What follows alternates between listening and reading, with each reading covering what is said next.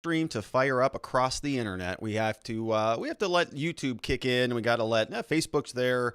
YouTube's always a little bit slow, but it looks like it's just about there, and we're live. So let's get rocking and rolling. Hello, my friends, and welcome back to yet another episode of Watching the Watchers Live. My name is Robert Gruler. I am a demonetized criminal defense attorney here at the R&R Law Group in the always sunny and beautiful Scottsdale, Arizona, where my team and I, over the course of many years, have represented thousands of good people facing criminal charges. And throughout our time in practice, we have seen a lot of problems with our justice system. Did I screw that up? I'm talking about misconduct involving the police. We have prosecutors behaving poorly. We have judges not particularly interested in a little thing called justice. And as we all know, it starts with the politicians, the people at the top, the ones who write the rules and pass the laws that they expect you and I to follow, but sometimes they have a little bit of difficulty doing so themselves. And so that's why we started this show called Watching the Watchers, so that together with your help, we can shine that big, beautiful spotlight of accountability and transparency back down upon our very system with the hopes of encouraging some meaningful change. And we're very grateful that you are here and with us today, because there is a lot to talk about. We are going to get started with a Kyle Rittenhouse update.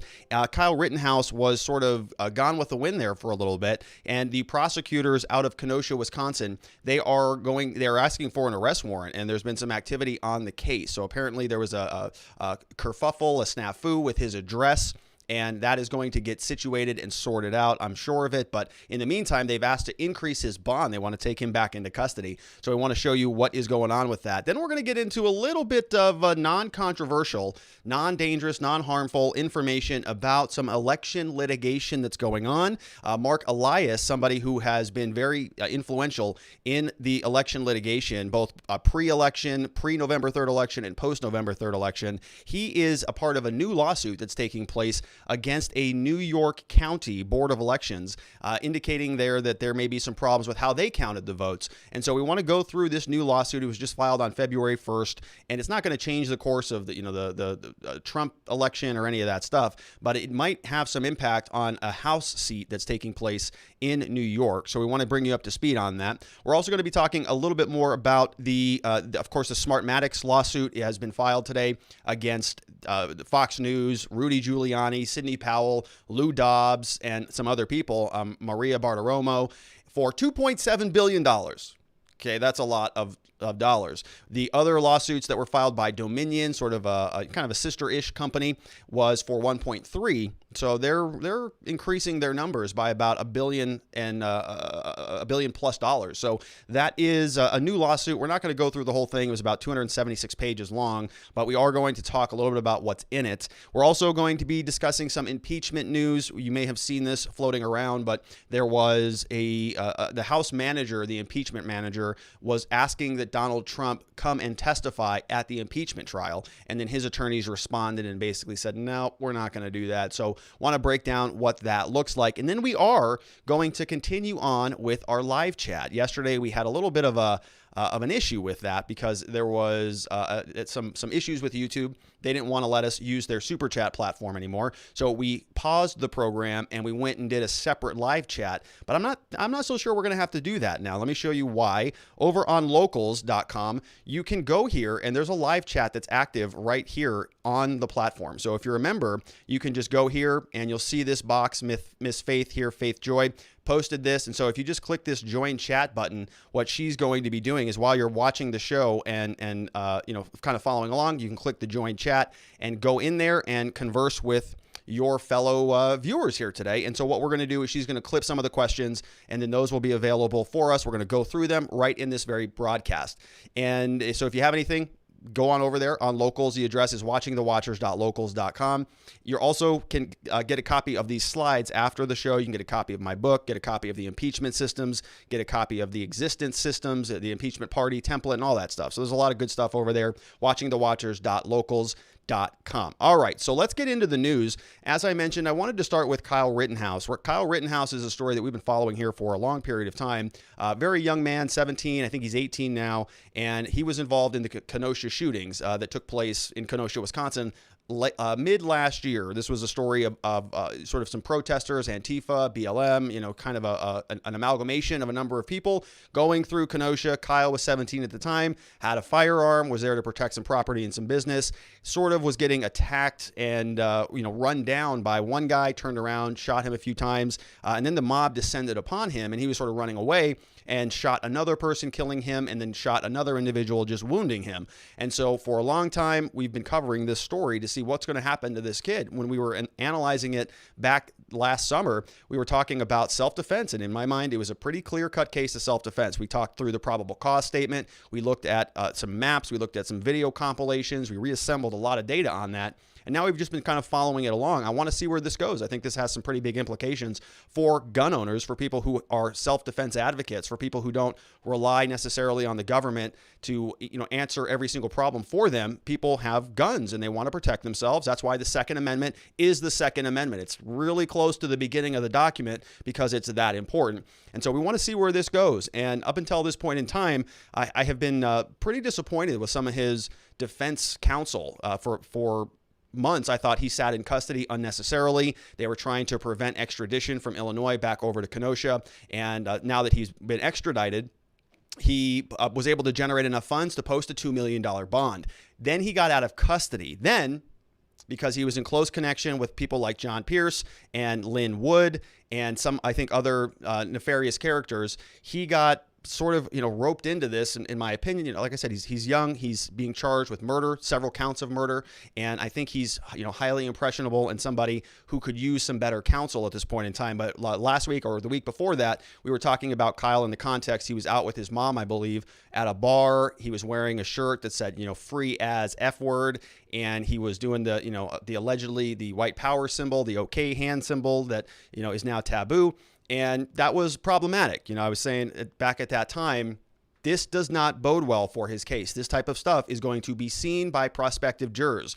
Even if they go into court and they sit down and the judge says, hey, can you be fair and impartial in this case? Even if they've seen that and they say, yes, I can be impartial, subconsciously, can you really, if you have an opinion on that, can you really set that aside, or are you going to be prejudgmental when Kyle gets brought into the courtroom? So I've had a lot of questions about that. Now, some additional, and I thought that was a problem. I thought that his attorneys should have counseled him better, should have maybe kept a tighter rein on him to make sure that he's also acting appropriately, not only in the court of law, but also in the court of public opinion. This is a case that has national attention.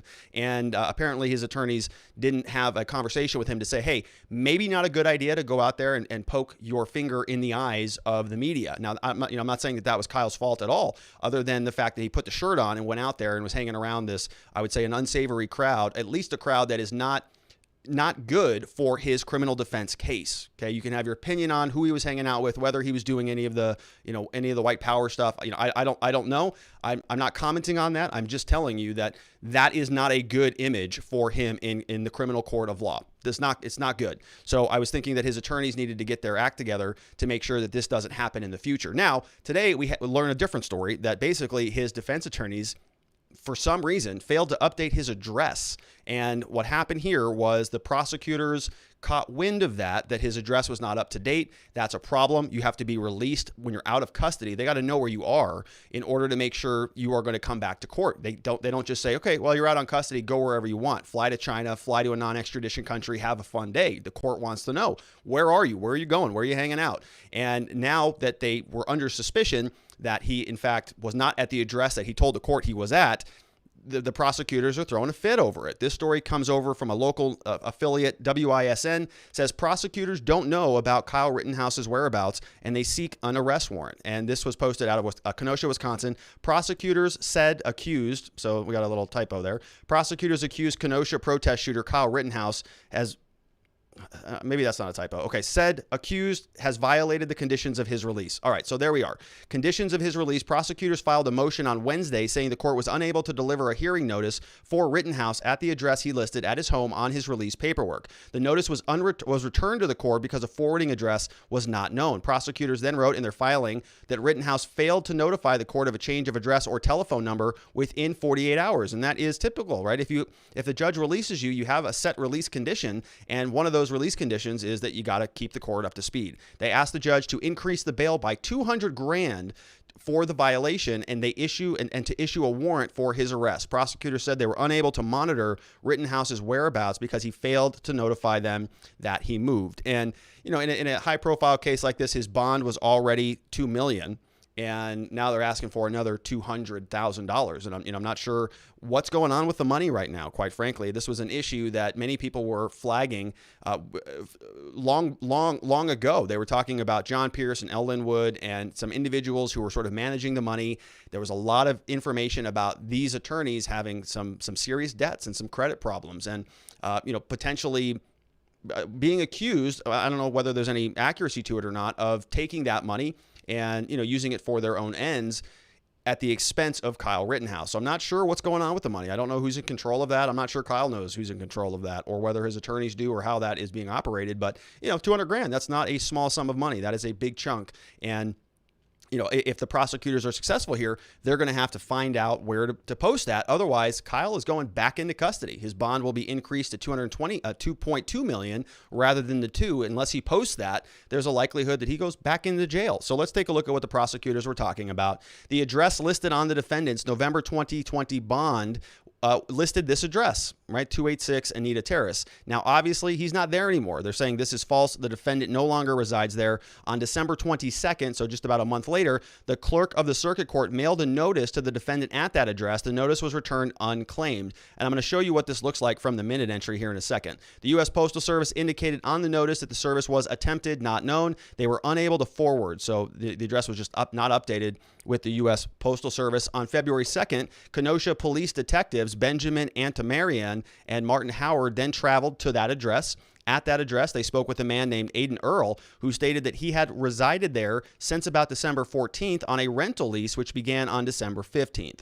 So on December 22nd, they mailed a notice, and that's when it returned unclaimed. So he moved in like right before that. Mr. Earl produced a utility bill in his name with that address on it and stated the defendant no longer resides there. So that is the evidence that the detectives were going to bring back over into court. And the same Anita Terrace address was listed on the bond that the defendant signed on January 22nd. So he was acknowledging on the 22nd that he still lived there, even though he didn't, and the new guy had moved in. They had signed a lease on December 14th. And so, basically what Kyle is doing, and he may not have even known this, by the way, when we are in court, everybody's just signing those types of documents pretty quickly, and your attorney is the one who should read it and then tell you what you're signing. Right? The attorney looks at it. I mean, this is how we do it. I don't know how his attorney's doing it, but when I'm in court, I look at the document. I say, all right, this is all good. Yep. Acknowledge it. Turn it over to my client. Hey, this is what this says. This is what this means. Here's where you sign. Is this all correct? It's correct. Good. Sign it. Boom. Good to go.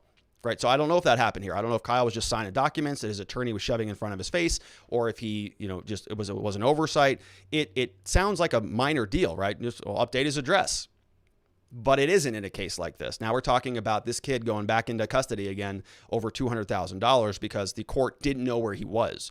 It's a big problem. I would say it's a borderline malpractice type of situation for his attorneys. Due to the defendant's violation of his bond condition, so he failed to correct it when he signed it on January 22nd. The defendant also failed to provide the court with a new address. Due to the defendant's violation of his bond condition, the state respectfully requests the following. And we've got some big asks here: that they issue a warrant for the defendant's arrest and then increase his bond by $200,000.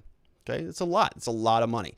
The court orders the defendant to update his address in writing with the clerk of the court immediately. So that is pretty obvious. And I think his attorneys are already on it right now. But let me show you how this whole thing worked. So this is from the minute entries over on the court website. And it says on January 28th, there was a return of unclaimed, undelivered mail. So they sent the defendant a notice of the hearing for January 5th, and then it was returned. The court just mailed it out on their own. It came back, returned to sender, attempted unknown, unable to forward, and this address was the bad address. Then just a short time afterwards, a couple of days later, then we see a February 3rd motion. So a few days go by, and the draft of the motion to increase bond, it was filed by the district attorney's office. Then immediately thereafter, the same day, his attorney, Marc Richards, to his credit, filed an immediate response in objection to the state's motion to increase the bond. And I haven't seen this document yet. It's not been public to my knowledge. So I'm not real sure what his argument was or what his explanation was. But you can see here there is some other information. We have an affidavit from John Pierce that was also submitted on the same day. So that was his attorney, and it was his attorney. Now, I'm not sure. I don't think that he's still his attorney. I think he's sort of off the case. He's not licensed in Kenosha, Wisconsin. It's this guy over here who is. His name's Marc Richards. And so he's the one who is officially representing him. But, John Pierce was with Kyle a lot and had a lot of pictures with him. And I think he posted today on Twitter that he's always supported him and all that stuff. So we have an affidavit filed by John Pierce. We also have an exhibit in support of the objection to the state's motion. Don't know what that exhibit was unless it was the affidavit. There was also another exhibit in support of the objection to increase the bond. Again, don't know what that is because Attorney Richards then moved to seal the record. So a motion to seal all of this stuff. And so right now it's probably sort of in limbo, kind of, on the judge's desk to decide what to do with it. There was a notice of a change of address that was also filed by Attorney Richards. So, finally he goes, okay, all done on the same day. So I shouldn't say finally, right? As soon as he notified it, then he filed these motions and he notified the court that there was a change of address. Then we move on. They're acknowledging that they received that, and they received that. And then the state is replying to the response. So the state filed the motion. Kyle's attorney, Attorney Richards, responded, and now they're replying to that. So they are still in support of the motion to increase the bond. They are unlikely to revoke that, in other words. So now they're going to be fighting over bond, over $200,000, because his attorney didn't update the address, or Kyle didn't notify him. Right? I'm not sure where the blame lies on this thing, but in a situation like this, it's the attorney's responsibility, in my humble opinion. Now, this other story came over from the New York Post explaining a little bit about what happened. Kenosha shooter Kyle Rittenhouse was in a, quote, safe house due to threats, lawyers say. And Kenosha shooter isn't on the run. He's in a safe house, quote, safe house, due to repeated death threats, his lawyer said. But in a court filing this week, the teen's lawyer said he's not AWOL, but he's in a safe house. Defense attorney Marc Richards said his office spoke to prosecutors as early as November about his client moving to a safe home because he was received death threats. He says here, quote, it is noteworthy that the state has now only decided to file a motion to increase bond in this case, despite having corresponded with the defense attorney, Corey Chiarafisi, regarding the change to Kyle's residence over 2 months ago, Richards wrote. The court motion also claims that former Rittenhouse lawyer John Pierce, so apparently he's not a lawyer anymore, was told by a Kenosha Police Department captain that, quote, he absolutely should not provide the teen's actual address after he was released on bond due to safety concerns. So I think that's just bad advice, right? I mean, the court, so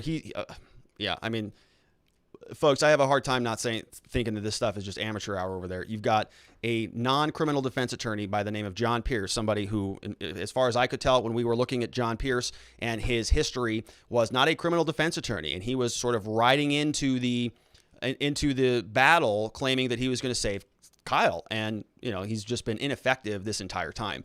And if you want to lay the blame at his feet for following the advice of the Kenosha Police Department, which was terrible advice not to provide, what does the Kenosha Police Department captain have to know anything about what the judge wants in a criminal case? Shouldn't, right?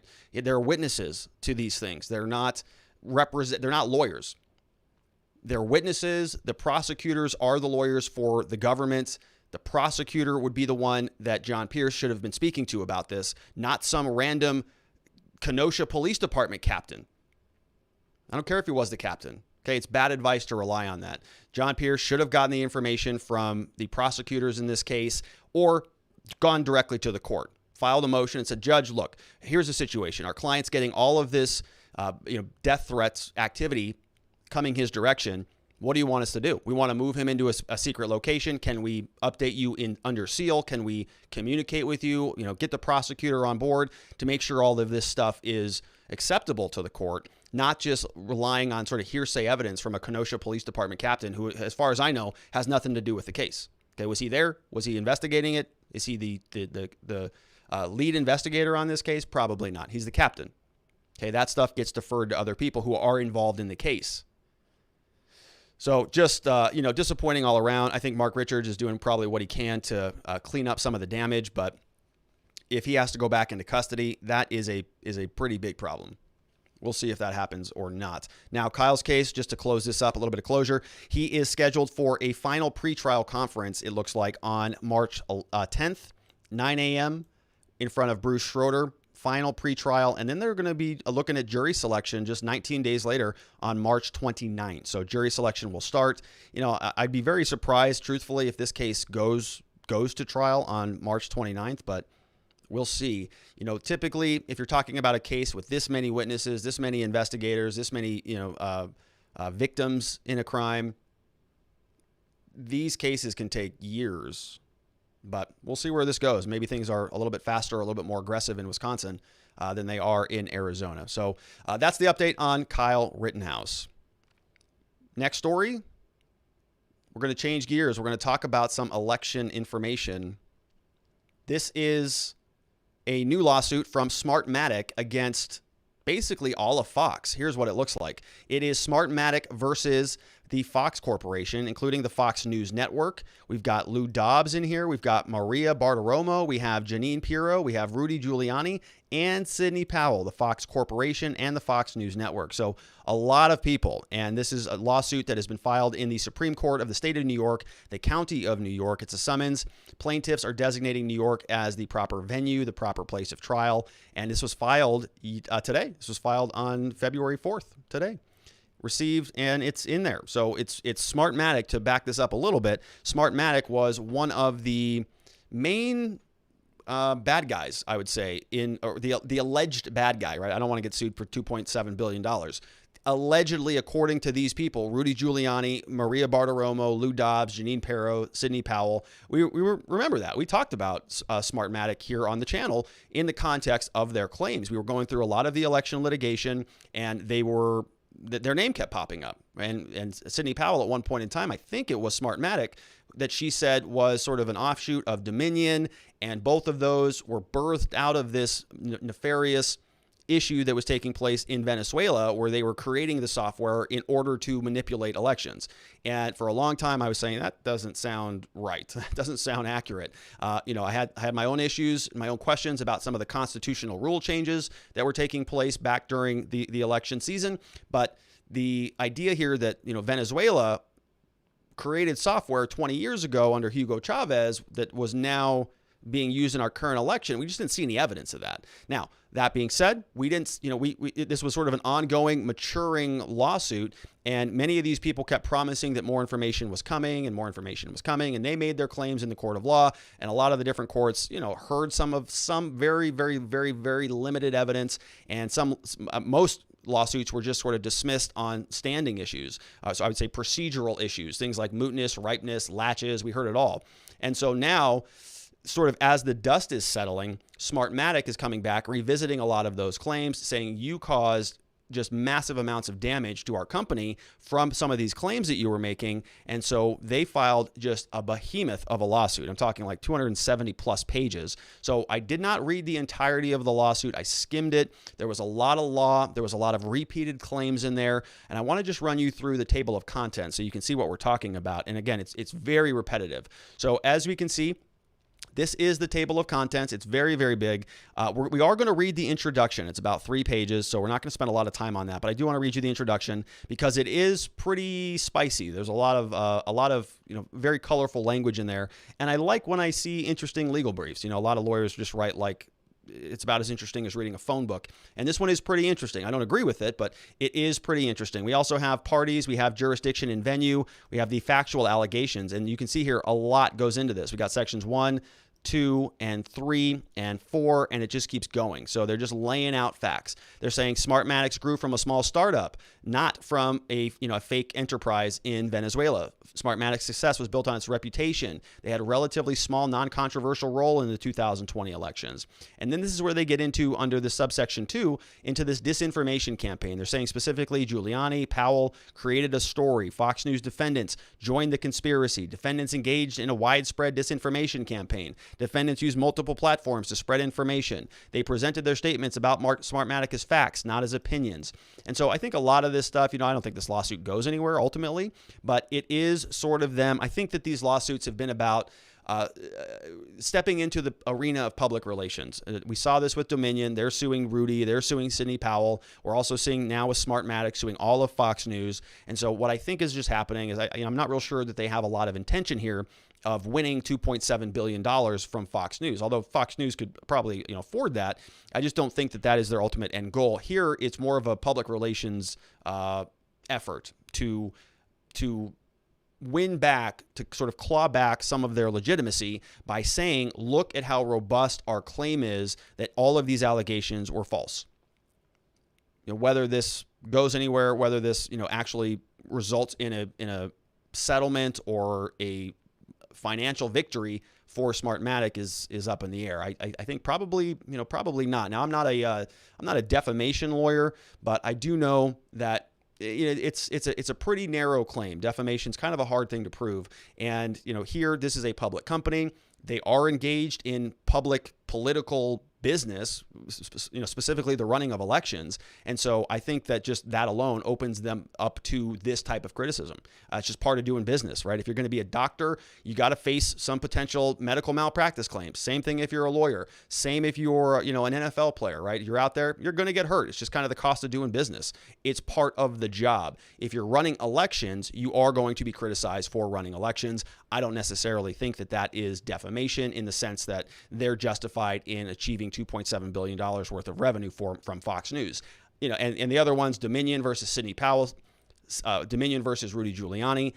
Do you think Rudy Giuliani has $1.3 billion to spare to settle this case with Dominion? I don't. I know he sells a lot of cigars on his show, but probably not $1.3 billion worth. Here is some more from the table of contents. The defendants acted with actual malice. So this is what they have to prove, right? Actual malice, that they had no support for their statements. They did not have sources to prove anything. They admitted they had no basis for their statements. They lacked a basis for their statements. They avoid learning the truth, and on and on and on. So you'll see here, this table of contents just keeps going. Okay. We were only in that on page 160. We're about halfway done. Defendants knew the technology and software does not send votes to foreign countries. We have Ms. Powell filed sham lawsuits that were unsubstantiated, page 191. They used their disinformation campaign, page 208, for financial gain. They irreparably harmed Smartmatic, page 220. Then we get over to the causes of action. So you have the same thing sort of repeated over and over and over. And this is where we just finished when we get to page 237, all of the facts. Okay, so this is 1, 2, 3, 4. We've got 5 full sections on the facts, and then we get to the causes of action at page 239, and we're almost done with the lawsuit at this point in time. So they go through the first cause of action, 2nd, 3rd, 4th, 6th, 8th, 10th, 11th, and then we get all the way down to the 16th cause of action against the defendants, and they have a prayer for relief there. All right, now the jury demand is at the end on page 276. So we're going to go through this, and then we're going to transition into the Marc Elias lawsuit, because now we have kind of two different lawsuits going different directions. Here we've got one lawsuit from one of these voting companies that helps tabulate the votes, that helps tabulate the machines, counts them, and then processes them. They are suing somebody who said they did a bad job, right? And that is, it's becoming more and more common. We saw Dominion's doing the same thing. Now Smartmatic's doing it. And so we may see more of these coming down the pike. Marc Elias, his lawsuit is sort of the reverse of this. So remember, back during the election season, Donald Trump and his lawyers were filing a lot of lawsuits against these election companies that help count and tabulate the votes. And what happened is Marc Elias, who was responsible, in my opinion, well, we're going to get to him in a little bit, but he was largely responsible for a lot of the Democratic victories in the court of law as it related to the election litigation. His lawsuit is also now claiming that there are problems with the tabulating and the counting of the votes because of these machines. So previously, those claims were disfavored. They were not looked upon favorably. They were conspiracy theories. They were disinformation. They were undermining democracy. They were very dangerous. But now Marc Elias is sort of bringing forward the same claim. So when I go through this introduction, I just want to compare and contrast these two sides. Here we've got Smartmatic saying, no, everything is legitimate. Everything's clear and good. All of the claims that we weren't handling this appropriately are fraudulent. They're defamatory. They're made in malice. And we want damages for that. Right. And so they're pushing back against the right. They're pushing back against the Trumpers who are making the election litigation claims. Now, same type of thing is happening, except now we have a Democrat who's identified himself as such, and he's the founder of Democracy Docket. I'm going to tell you a little bit more about Marc Elias here in a second, but he is also filing a lawsuit saying that the counting of the ballots in one particular county in New York was problematic because of the machines, which were a lot of the same claims that Trump's own lawyers were making. So you can just see how this works, right? Smartmatic is going against the Trump people. Elias is going against the machines, the ballot people. And Elias was also saying that what Trump's people were doing was illegitimate. So then why is Marc Elias doing it? And does that make, just by extension, does that make Marc Elias against Smartmatic, who previously, till this day, were in alignment? They were saying that everything was legitimate and authentic, and there's nothing to even argue about. So you see here how the pieces are moving around a little bit. Should have made a diagram for this because it's complicated. So let's go in and let's look at the introduction from Smartmatic. They're saying, here we go. We got colorful language, which is why I wanted to pause on it. And it says, the earth is round. 2 + 2 = 4. Joe Biden and Kamala Harris won the election for president and vice president of the United States. Right? You don't see many legal briefs start that way. The election was not stolen, rigged, or fixed. These are facts. They are demonstrable and irrefutable. Paragraph 2, defendants have always known these facts, which I think is up for debate. They knew Joe Biden and Harris had won. They knew the election was not stolen. They knew the election was not rigged. They knew these truths just as they knew the earth is round and 2 + 2 = 4. Okay, so this is very argumentative language. They're not having to prove anything here. It's just the introduction. They're saying in paragraph 3, the defendants did not want Joe and Kamala to win. They wanted Trump to win. They saw an opportunity to capitalize on Trump's popularity, and they decided to tell people that it was stolen. They had an obvious problem with their story. They needed a villain. They needed someone to blame. They needed someone whom they could get others to hate. Good versus evil. They wanted something that would incite an angry mob. And it only works if the storyteller provides the audience with someone who personifies evil. Whoa. I like that. I mean, look, I don't necessarily agree with this lawsuit, but it's compelling legal writing. Without any true villain, defendants invented one. Defendants decided to make Smartmatic the villain in their story. Smartmatic is an election technology and software company incorporated in Delaware. Those facts would not do for defendant. They invented new ones. In their story, Smartmatic was a Venezuelan company under control of corrupt dictators. Their software was used in many of the states with close outcomes. In their story, Smartmatic altered the votes. Having invented their story and created their villain, defendants set spreading the word. They went on Fox News, broadcast 13 reports. They repeated the story in articles, social media, blah, blah, blah. Smartmatic stole the election was the theme. Here are the 8 themes that they identify in their lawsuit. And, we talked about many of these. We talked about Smartmatic election technology and whether they were widely used in the U.S. election. And we know that, especially with cases with close outcomes. Smartmatic's election technology and software were used by Dominion. Smartmatic's election technology and software were used to steal the 2020 election. Another theme was that their technology sent votes to foreign countries. We heard a lot about that. We didn't really spend much time on that. Remember, here we got all those stories that they were being sent over, I think, to a foreign server in Germany. And there was just not any evidence of that. I got a lot of emails. I got a lot of comments. Hey, talk about General McEnany or McKierney or whatever his name is. And it just didn't seem credible to me. So another highlight here, the technology and the software were compromised and hacked during the 2020 election. They were previously banned from being used. It's a Venezuelan company, which, from the very beginning I thought was weak. And then their election technology were designed to rig and fix elections. So those are the eight themes that they're sort of breaking down in the rest of their facts. They're saying the story was all a lie. They knew it. Smartmatic's clients and potential clients began to panic. The company's reputation was irreparably harmed. Overnight, they went from an under-the-radar election technology and software company with a track record of success to a villain in the defendant's disinformation campaign. So you see this word villain. So this is a good, they're setting a good theme here. Smartmatic's loss was the defendant's gain. Fox News used it to hang on to their audience, and the defendants here, so all of Fox News, knew that they could not change the outcome of the election. And if they could, it did and make them money. The story was more than just to make them money. It was also undermine people's belief in democracy, which I think the election did that. I'm not real sure that Fox News did that. The story turned neighbor against neighbor, led to a mob attack on the Capitol. So now they're even blaming Fox News for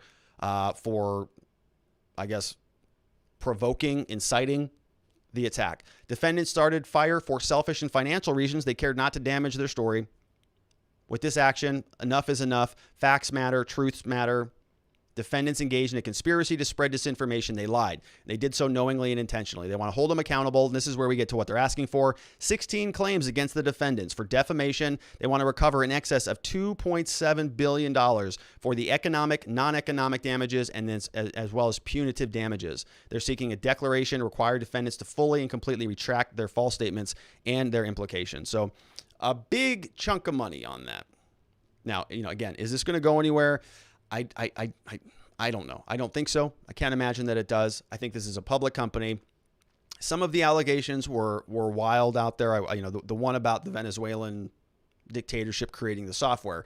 But Sidney Powell still says that she's got boxes and mounds and bags of evidence. I don't know why we haven't seen any of that, but presumably, she and the other people over at Fox News are going to be responding to this, and we'll see what ultimately comes out of it. Are they going to recover $2.7 billion? Probably not. Is that the point? Is that their goal? Probably not. All they're trying to do is make a claim. They want to do two things. Number one, regain some good PR. They want to sort of claw some of that back. But number two, they want to dissuade anybody from making these claims again in the future. Right? It has a massive chilling effect. The next time somebody wants to criticize Smartmatic or Dominion, they're going to think twice about this because they don't want to get hit with a $2.7 billion lawsuit or $1.3 billion in the case of Dominion. So I think it's effective in that regard, and it is probably going to meet its goal in that manner. So that was the Smartmatic lawsuit. Now, as I mentioned, we want to compare and contrast that a little bit with Marc Elias. Marc Elias is a Democratic attorney who is the founder of the Democracy Docket. And we learned very recently from this article over here on Breitbart that he is now making a lot of the same claims that a lot of Trump's attorneys were making back in the election season.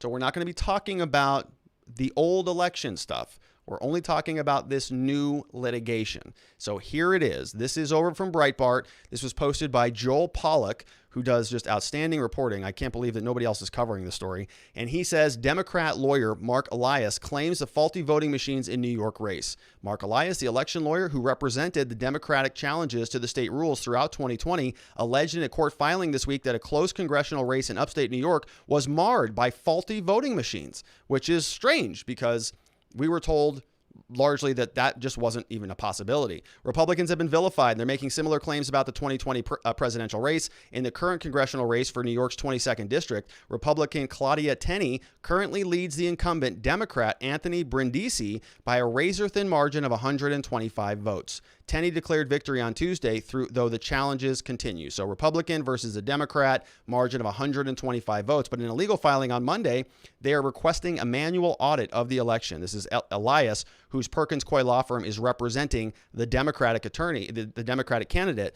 They were arguing that there were, quote, substantial errors and irregularities in the conduct of the election, which is just outstanding, right? The Democrats are now suing in court saying there were substantial errors and irregularities. All right, but only in this election, only in this one race, okay? Because we know that Joe Biden and Kamala Harris are the legitimate, uniting presidents of this great country, and there's no contesting that. There's no evidence of widespread fraud. There's no basis for it, in fact. Only in this race, according to Marc Elias, because in all of his other lawsuits, he responded to all of the other ones. He not all of them, right? But a large part of them. You can go on the democracydocket.com and figure out which ones he was working on. But his firm was very influential in this thing. And they were responding in all of their pre-election lawsuits, or I would say pre-January 6th lawsuits, saying that all of this was completely by the books. Only now do we see that maybe in this one election, not so fast, right? This is Marc Elias. Let's do a little bit of background on this fella. he's a powerhouse of an attorney. He is the founder, as you can see here, of the Democracy Docket. Meet the team, along with Ali Rothenberg. We got Sam Gottstein, Kelsey Moskowitz, and Marc Elias. He's an American attorney specializing in election law, voting rights, and redistricting. He's a partner at Perkins Coie and the head of the firm's law practice. He went to Duke University Law School, Hamilton College, Duke University, and he's over at Perkins Coie. And if you take a look at his Twitter feed, he says, a lawyer fighting for Democrats and voting rights for all. The Democracy Docket founder, and his dog's name is Bodie. I think Bodie? Yeah, probably Bodie.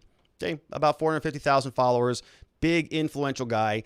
And I think that if anybody can be credited for changing the rules at this last election, it's this guy. Okay, we talked a lot about the election litigation leading up to the 2020 election.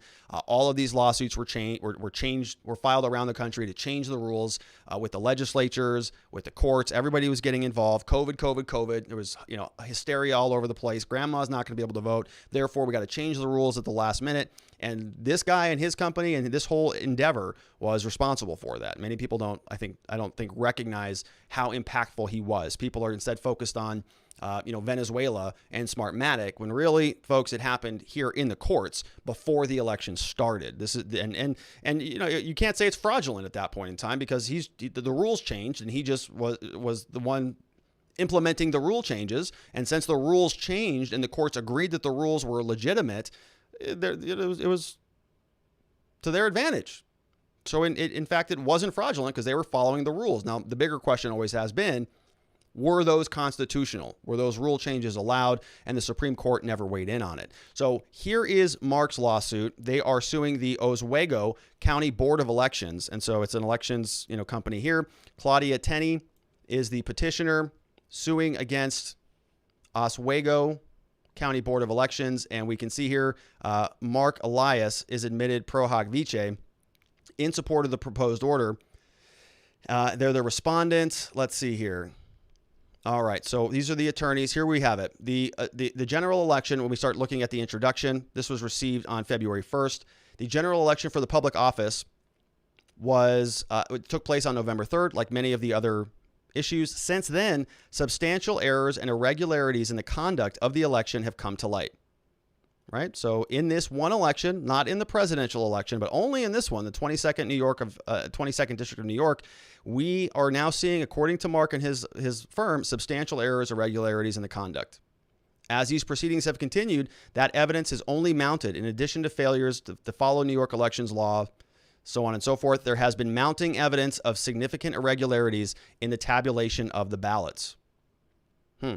Because the candidates are currently divided by a vote of a mere 122 ballots, these errors and irregularities threaten to deny voters the election of their candidate of choice. As a result, a hand audit is warranted under New York law, should be immediately ordered. Specifically, and in the language of the statute, there is substantial evidence which, quote, indicates that there is a likelihood of a material discrepancy between such a manual audit tally and such voting machine or system tally, or a discrepancy is defined in the subdivision. This creates a substantial possibility that the winner of the election, as reflected in the voting machine or system tally, could change if a voter verifiable record audit of additional voting machines or systems, or of all voting machines applicable to such election, were conducted. And they're referencing the New York Election Code. Okay, so they're basically making a case saying here that there were all sorts of problems, and the only way to fix it is through a verifiable record audit of the voting machines. In his own lawsuit in a 2020 November 3rd election.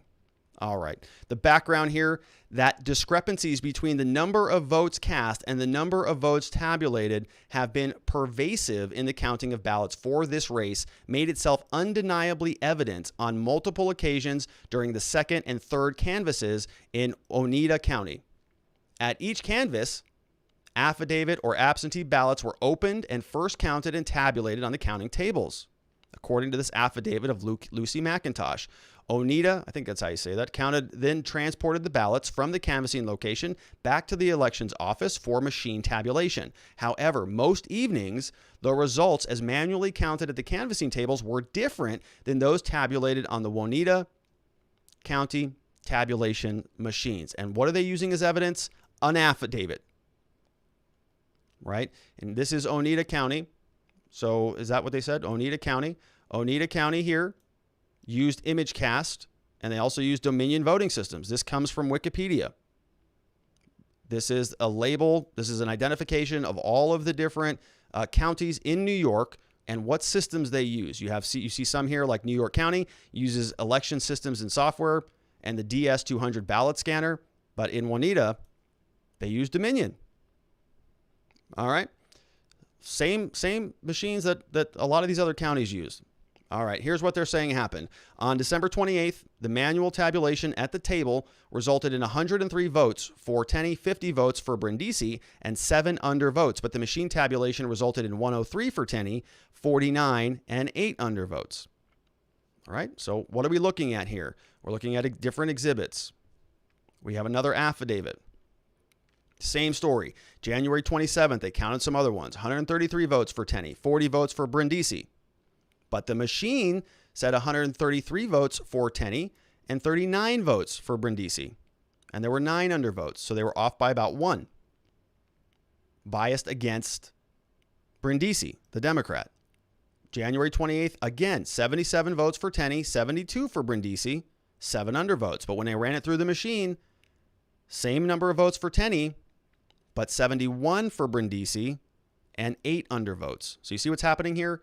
It looks like 1 vote is being pulled away from Brindisi, and it's counted as an undervote, according to this Macintosh affidavit. All told, and this goes on. There's several more examples of this in the complaint. All told, there was a discrepancy of 9 changed votes during the second and third canvass of Oneida. They administratively rejected the affidavit and the absentee ballots alone. Oneida County then counted 1,127 ballots during the course of its second and third recounts. There was an error rate then of 0.8%. And they're just doing the math. We saw a lot of this same math in the litigation that we covered previously. 325,000 votes were cast, applying the same error rate of 0.8 to 325,000 ballots. There could be as many as 2,599 votes that the machines did not read.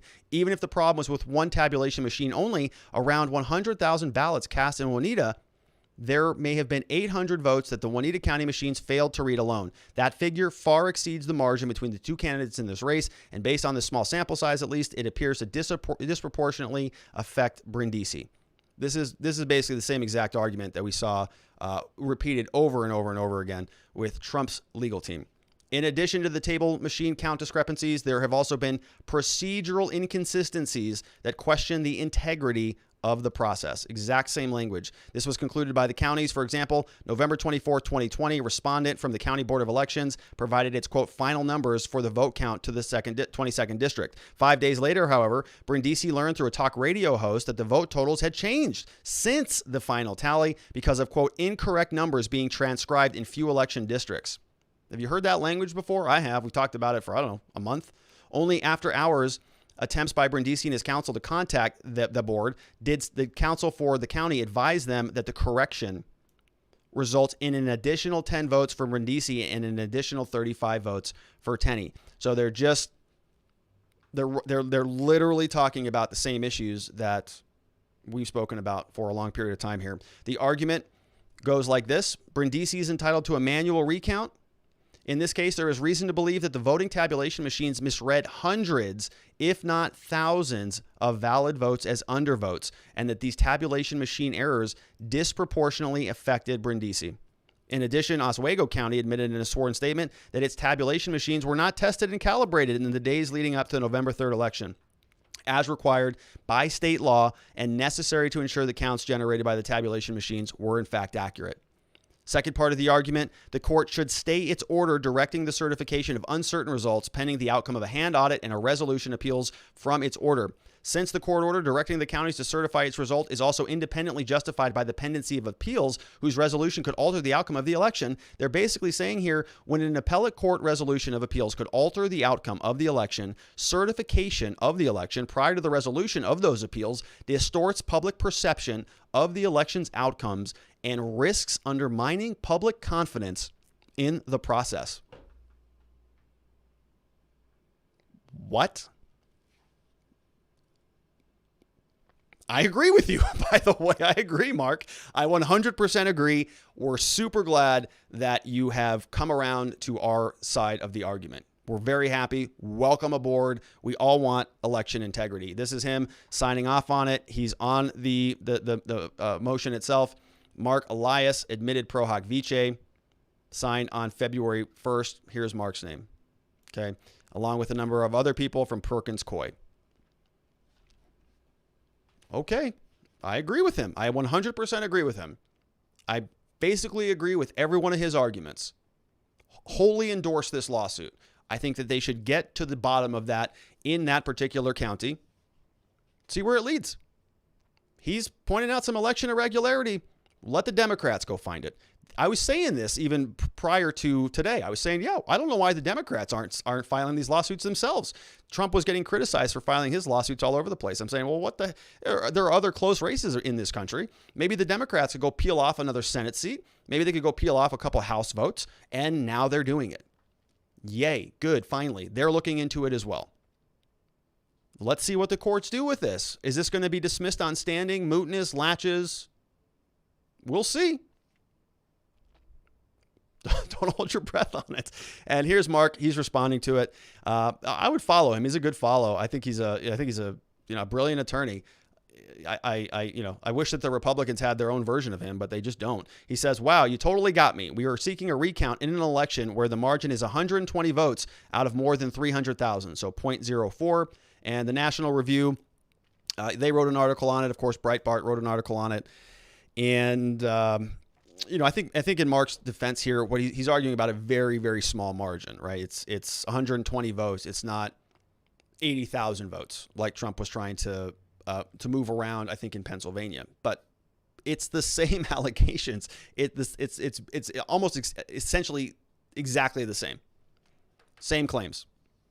Bad counting, hand audits are better, tabulation errors, procedural errors, everything is embodied in his own documents. Oh, boy. All right. So that's Marc Elias there for you.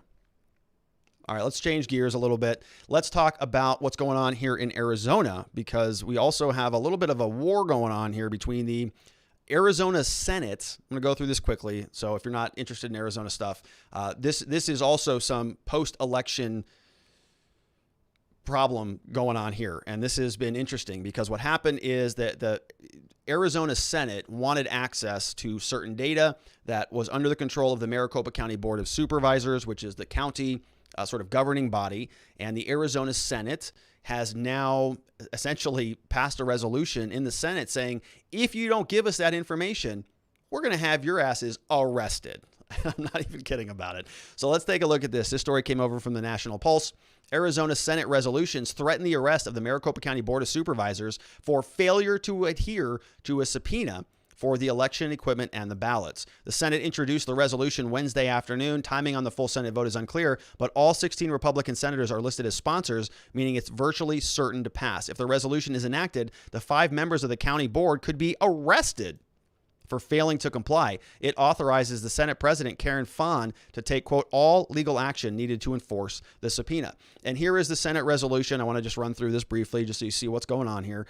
Maricopa County Supervisors, this was introduced in the 55th legislature. Senate Resolution 1005, introduced by Fan, Bardo, Borrelli, Boyer, Gowan, Gray, Kerr, Leach, a resolution declaring the members of the Maricopa County Board of Supervisors in contempt of the Arizona Senate.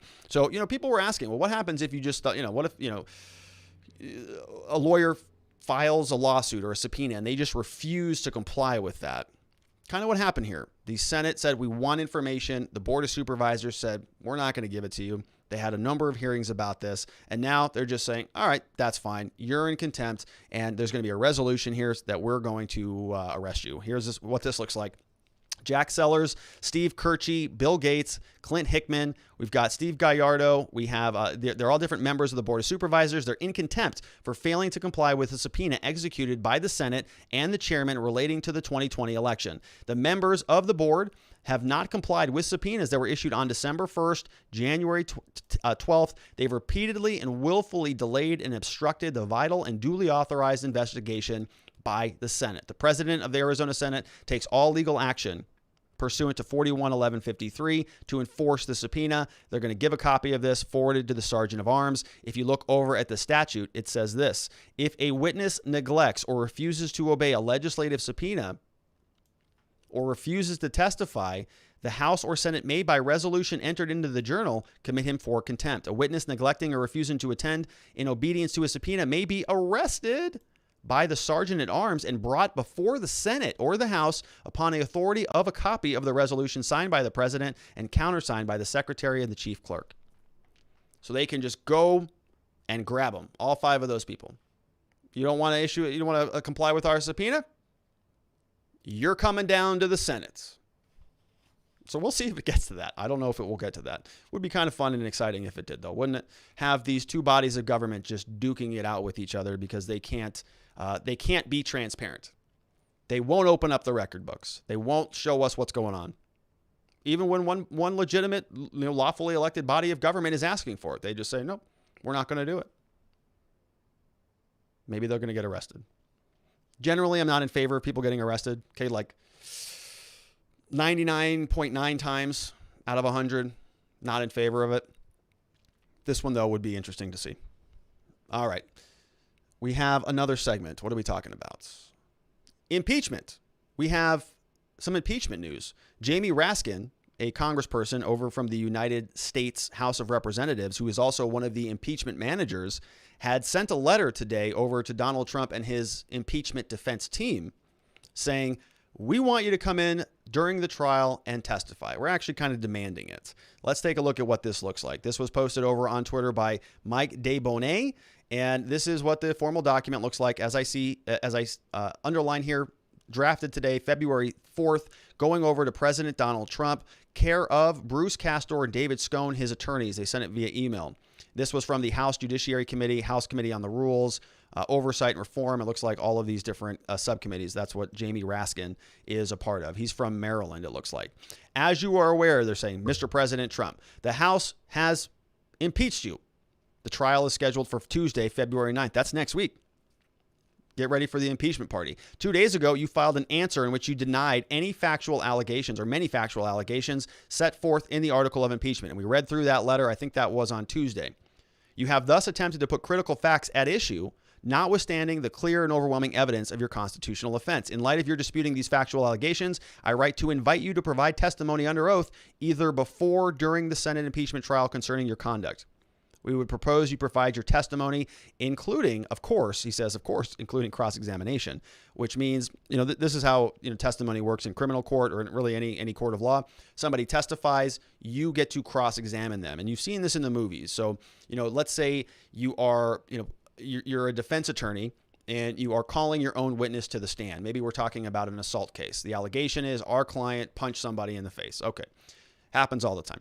We bring him in. We say, he didn't actually do that, Your Honor. Opening argument. He didn't do it. Here, the evidence will show, blah, blah, blah. Okay. He takes the stand. Our client takes the stand. We get to do a direct examination of him. So we get to go and say, hey, sir, Mr. So-and-so, tell us what happened that night. And they go through the big, laundry list of what happened. Okay. So what happened next? All right. What happened next? And you didn't ever make contact with that person, right? And nope, I didn't. How do we know that? Okay, great. The prosecutor then can come back and cross-examine them. And when they cross-examine them, now it's adversarial, right? When I'm asking the questions, it's mostly friendly. Like, we know where we're going with this. We know what evidence is coming out. We know the point that we're trying to make. The prosecutor can come back and say, okay, well, you just said this. Isn't it also true that you did that, though? You said you were here at this location, but really you were not there and you were over here. And isn't it true that so-and-so, and isn't it also true, right? And they get to kind of beat them up. It's called cross-examination. It's pretty fun if you're sort of flipping the script, right? Oftentimes what happens is the prosecutor calls the police onto the stand. The defense attorney gets to go and sort of, kind of tear into him a little bit.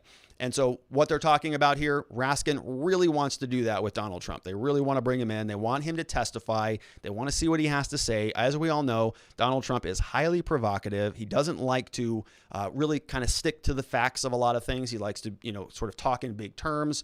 I think it's one of the reasons he was elected. He was, talking a big change in America. And now they want to get him to do that same stuff under oath in a mock court of law, so that they can hold him accountable to his own statements. And they want the ability to cross-examine him so that they can sort of, shred those apart. And he's not going to do that.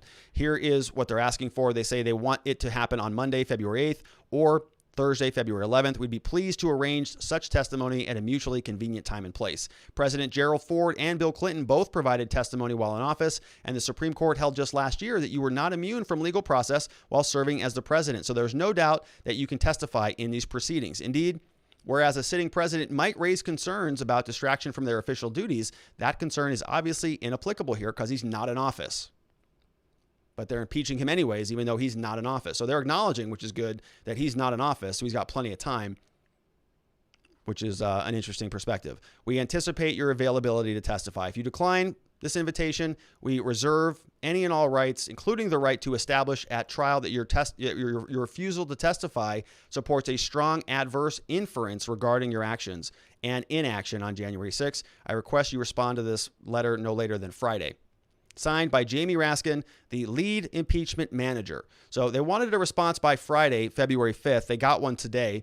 Congressman Jamie Raskin, this comes over from David Scone, he's Trump's lawyer, says, "Dear Congressman Raskin, we are in receipt of your latest public relations stunt. As you certainly know, there is no such thing as a negative inference in this unconstitutional proceeding. Your letter only confirms what is known to everyone. You cannot prove your allegations against the 45th president of the United States, who is now a private citizen. The use of our Constitution to bring a purported impeachment proceeding is much too serious to try to play these games. Sincerely, Bruce Castor." Right?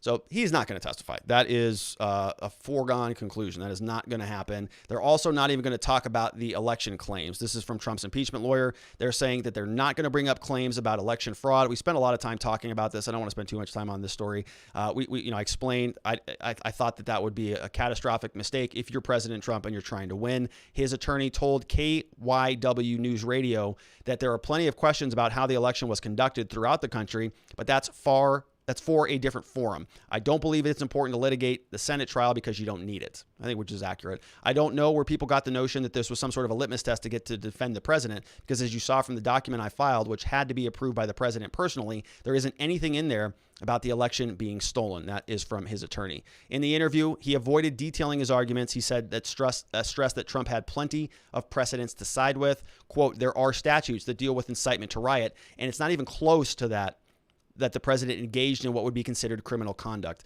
There's a test called the Brandenburg test set down by the Supreme Court. I analyzed that at length. That isn't even close to being met.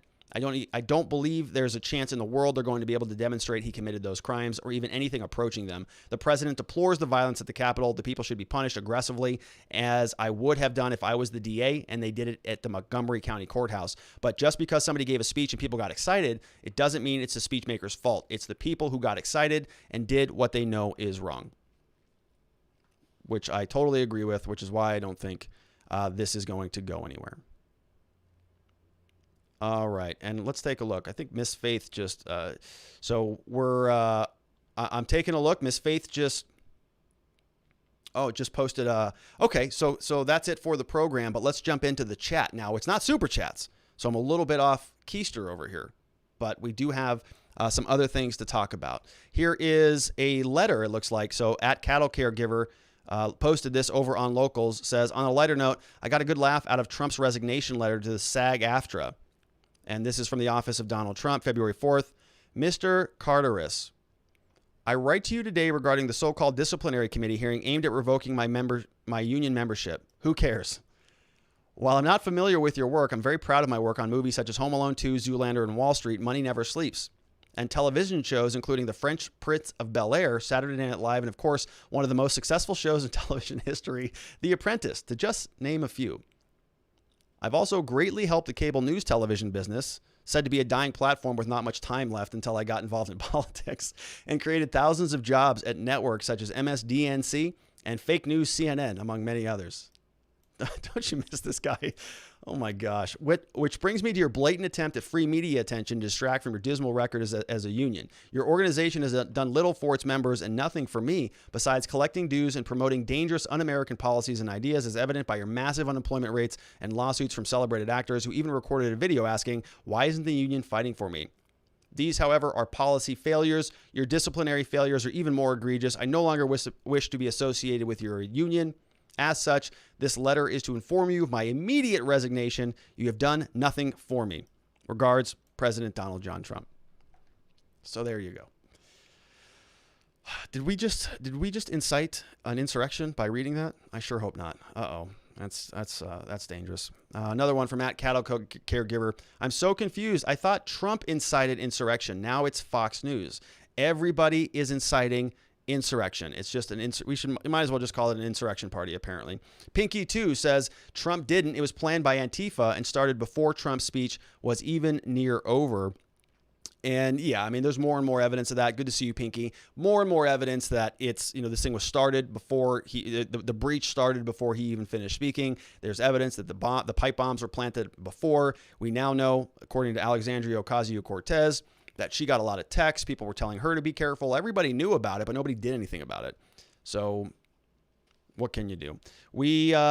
We say here, we got one from Socially Troubled. Says, I like how we can watch the live stream on Locals in this live chat. I hope this service gains more users and open conversations will always be allowed. Limiting online conversation reminds me of banning and burning books. Yes, Socially Troubled. Thank you for sharing that. So I was wondering how that was going over there because I can't see it. But my thought was that, yes, you can watch the live stream. So Locals is going to be unveiling their own live stream service. But if you can live stream on a different platform and then embed it in their service, then you can just chat there instead of chatting on the original service. So I'm glad it's working. That's pretty great. I like how we can watch the live stream on Locals in this live chat. I do hope more people go over there. That's why we're setting up shop there. So give it a look. Watchingthewatchers.locals.com. Another one from @Seawolf74 says, bringing Fox News into the 1/6 insurrection is like bringing CNN into the BLM riots. Unfortunately, we're now in the era of 1984 reverse psychology, so only conservatives are endangered. Yeah, the BLM stuff has gotten a pass. Remember all of the Russian stuff? I mean, we talked about Russian collusion for like 3 years. We weren't doing the show at the time, but they were saying that. There was a whole hashtag not my president. Remember that? Did any of that undermine democracy? Was any of that a threat to America? Was any of that inciting insurrection? Was literal, storming of buildings, burning down the 3rd precinct in Minneapolis, was torching the Portland court building, the federal court building there that caused $2 million in damage? Was that insurrection, or was it only what happened on Capitol Hill because it's conservatives and it's Donald Trump? It certainly feels like the latter. Good to see you there, C. Wolf. We have another one from Britt Reed. Says, how is it that Kyle's Rittenhouse lawyer allowed his police interview to be put online? I would think it could prejudice potential jurors. Oh, wow. Okay. Yeah, that's a good question. I have not seen that. Apparently that's on YouTube. I'm going to definitely watch that. I wonder who posted that and why that was posted. That looks like Kyle's back there with his shirt off, taking some pictures. I wonder if the police released that. That could have been a public records request, could have been a FOIA request. I don't know. Good question. I don't know why.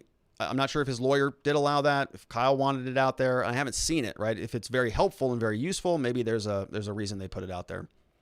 Thank you for sharing that, though, Britt. I would not have seen that probably unless you educated me about its existence. So thank you for that.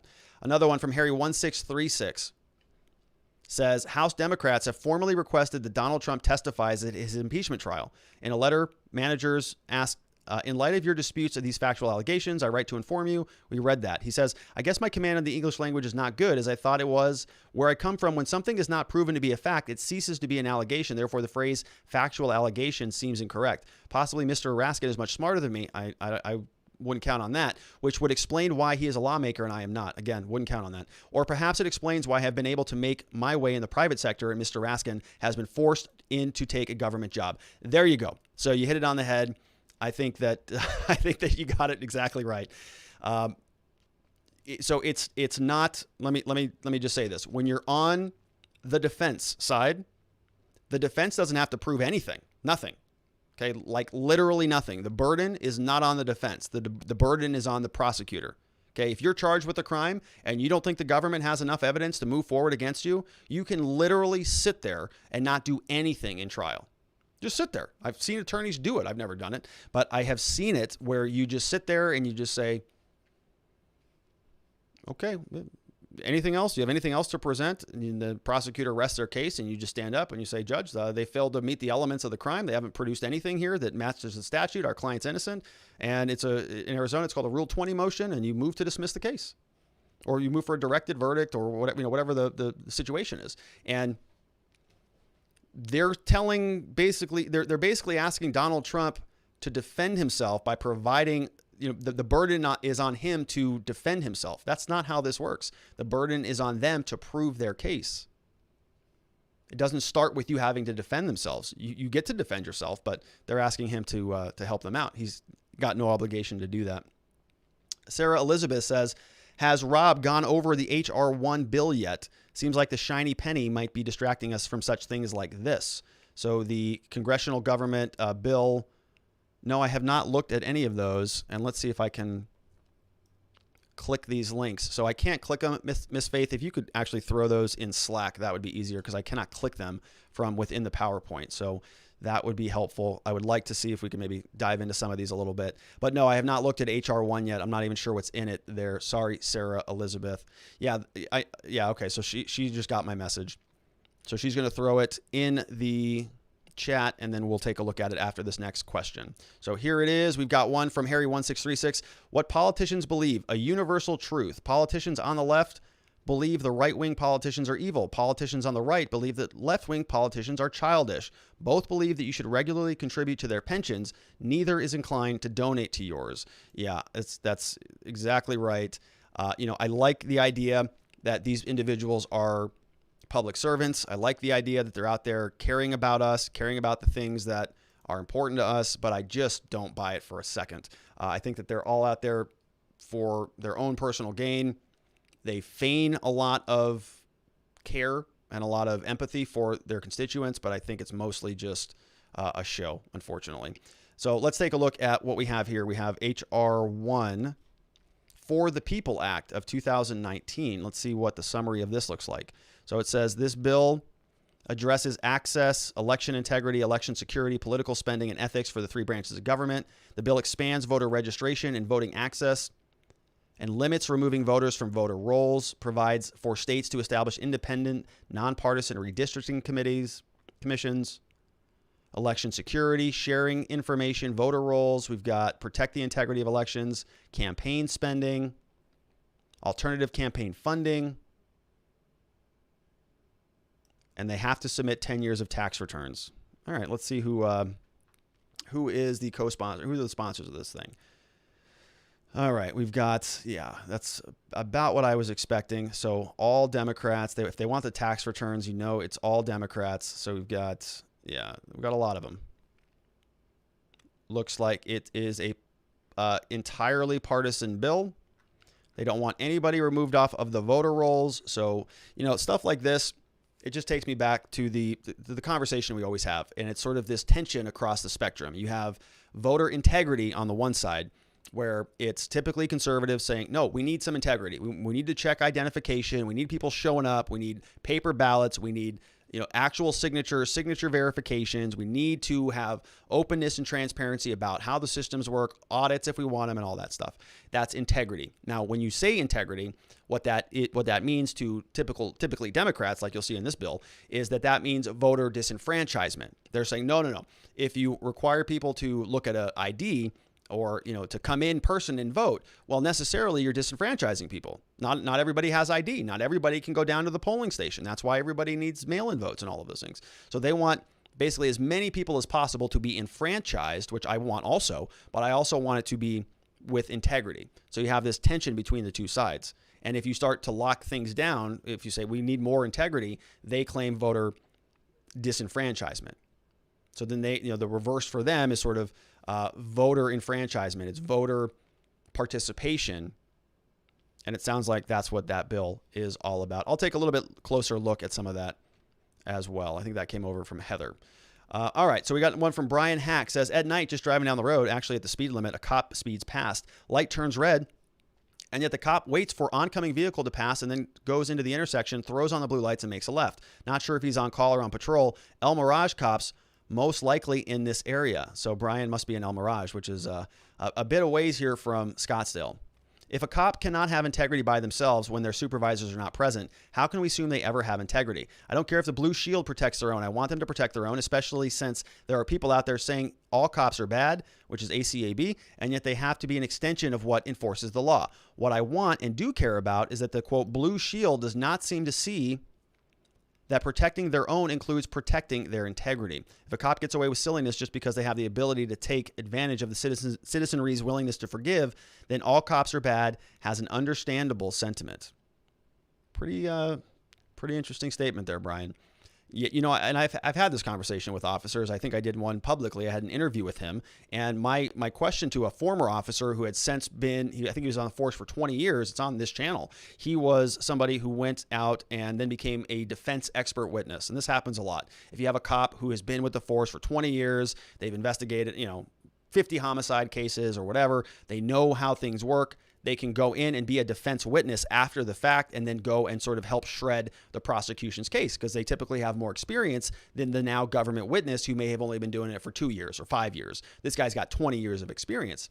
My question has always been to them because they have a lot of, they come back out and they say, well, there are a lot of problems with how the police do their work. And I'm thinking, well, wait a minute.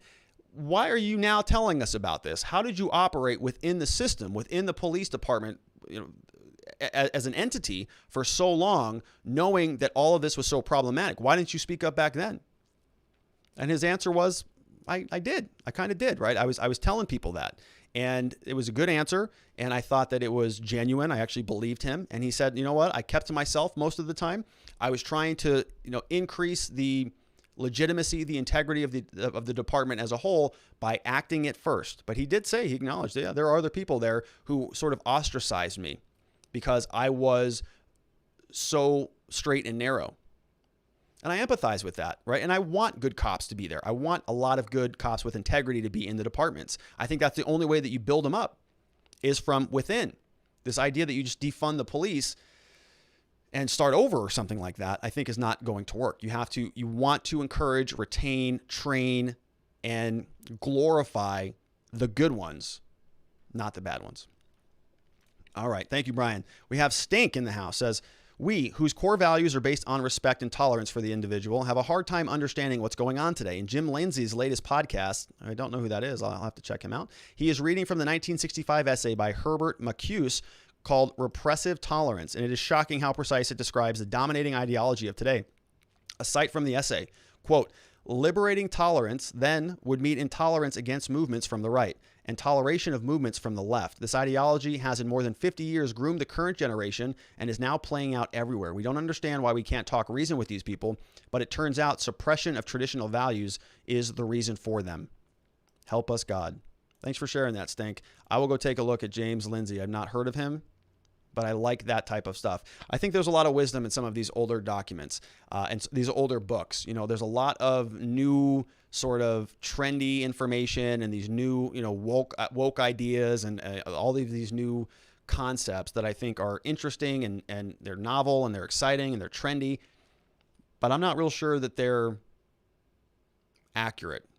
I think there are a lot of tried and true principles that I think are more valuable. Things like free speech, free expression, free association. That's where I'm going to plant my stake, not so much in the, everybody has a subjective experience and we have to just accept everything for everybody all the time, no matter what. You can't criticize, you can't condemn. Anything that you say that challenges anything is hate speech, it's dangerous information, and you're an insurrectionist, right? That's not sustainable. It's not going to work. The standards that they're setting with that line of thinking is going to come back and bite them all in the butts. And more conservatives are going to be taking it and just playing with it like satire and shoving these standards right back in their faces, saying, hey, this is your own standard. Maybe you should own it. I think I agree with you, Stank. There are a lot of concerns here right now in this country for many different reasons. We have another one from Farmer's Daughter. Says, apparently AOC wasn't in the Capitol on January 6th. This girl has issues. And she linked over on Wayne Dupree. And, I've been following the story. I was going to talk about it today, but I just decided not to.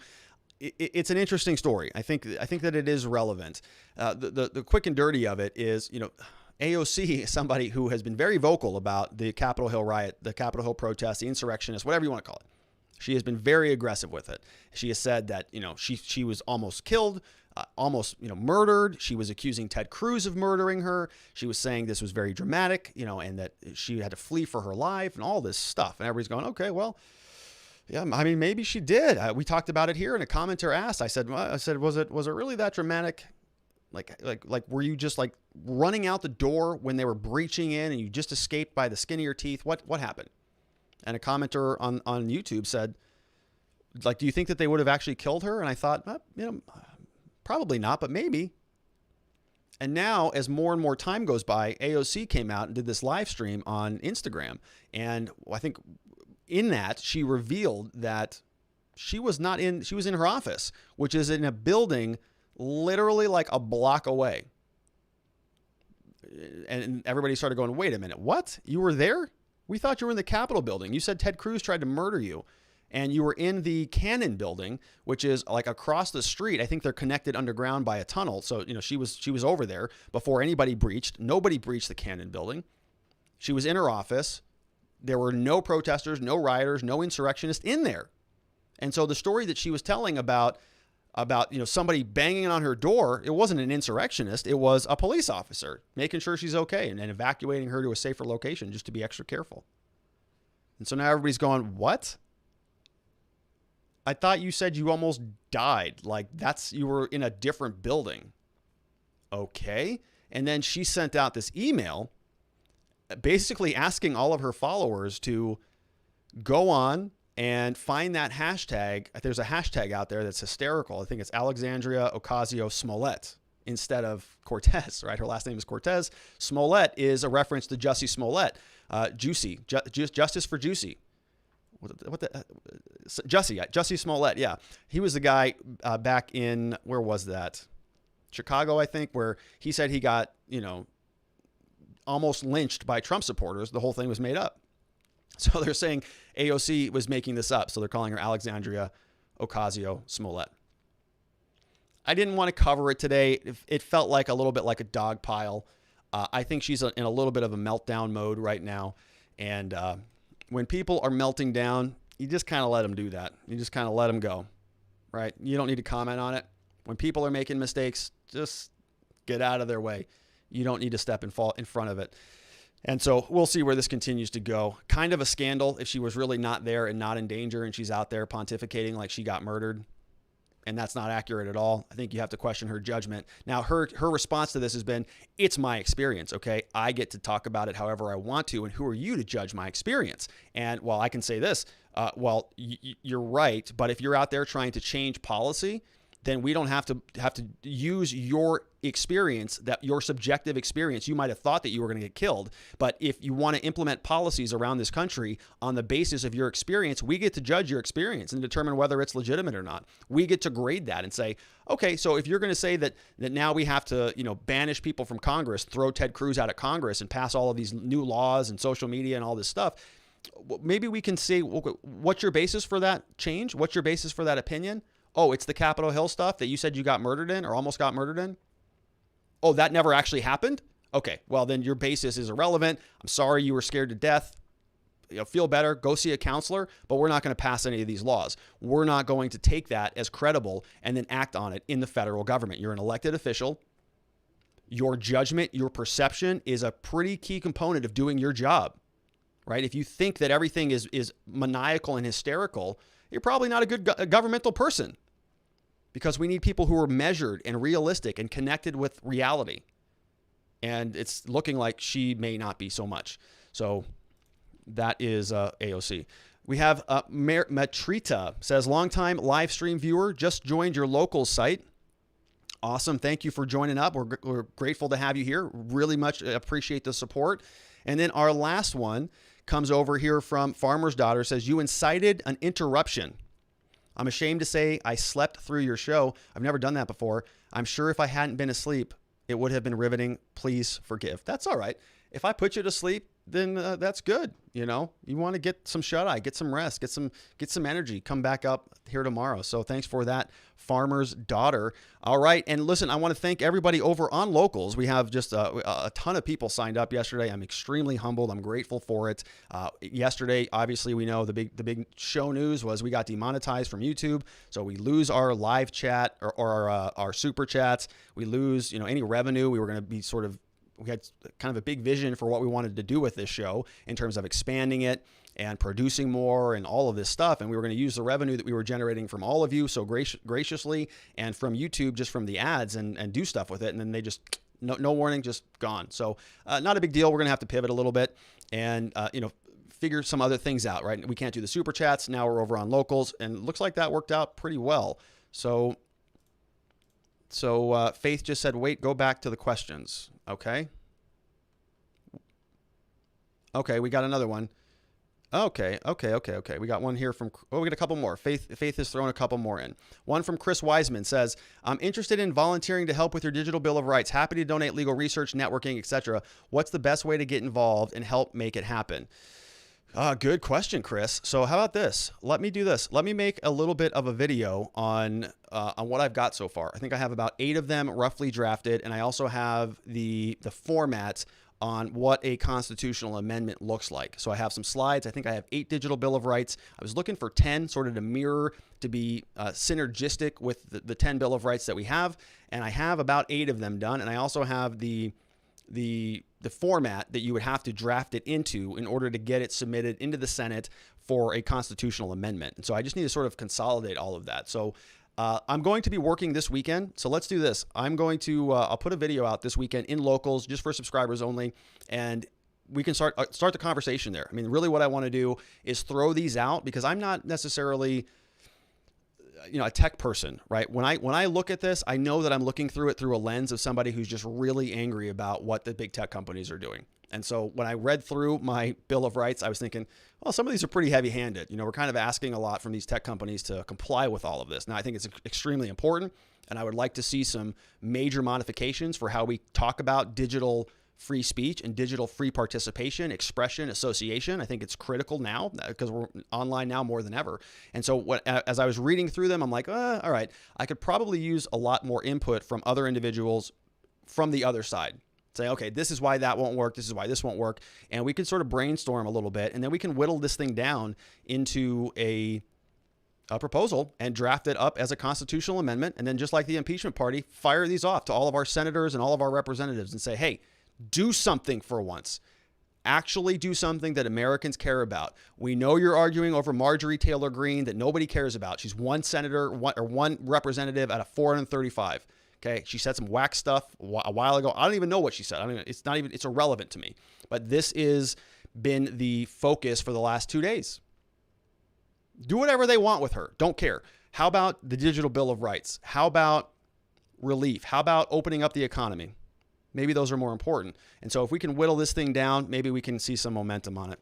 So Chris, this weekend I'll post something, and we're on Locals now, so we can just ping each other.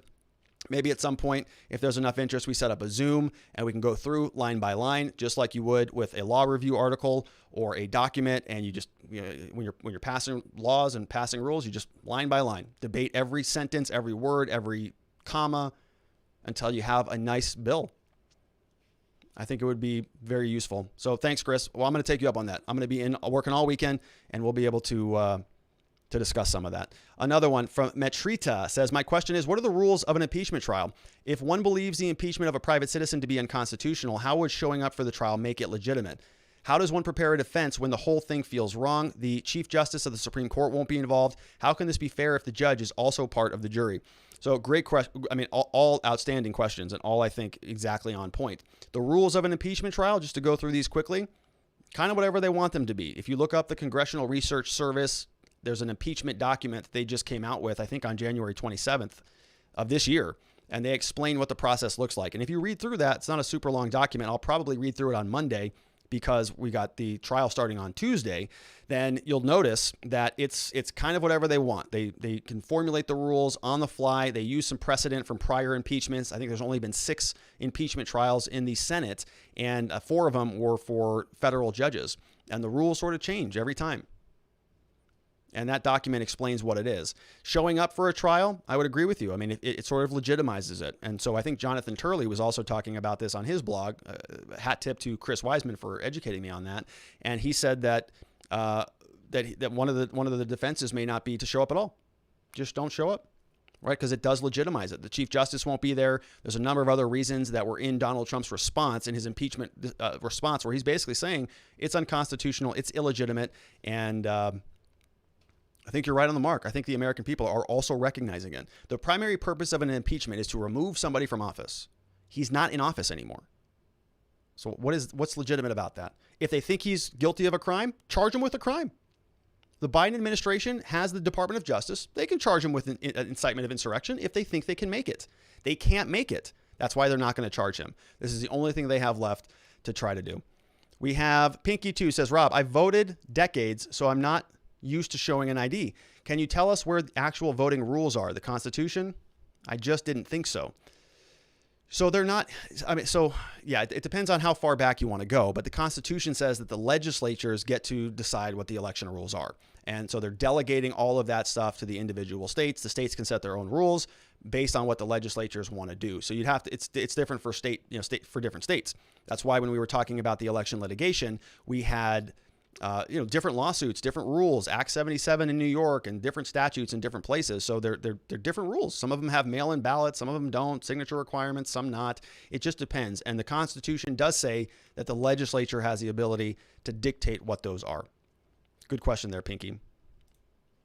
Another one comes in from Jackalia, says, if we had more cops, they would have enough to police themselves better, to deter crime better, and to feel safer and less overwhelmed by the federal opposition. By more, I mean to the level, say, equal to France or Germany, which would require 336,000 to 471,000 more officers to population, or 2.5 million to 8 million more officers to have the same coverage per mile. Well, that's interesting there, Jackalia. More cops. You know, my gut instinct as a criminal defense attorney is to go, ugh. But I understand your point. I get what you're saying, that if they were less overworked, if they were less overstressed, then maybe they wouldn't be so quick to, snap all the time. I think there may be some truth to that. I think that largely this is a kind of a cultural problem. I think that the police sort of create this environment where they're out there to see activity. They're hungry. They want some action. They want to get into something good.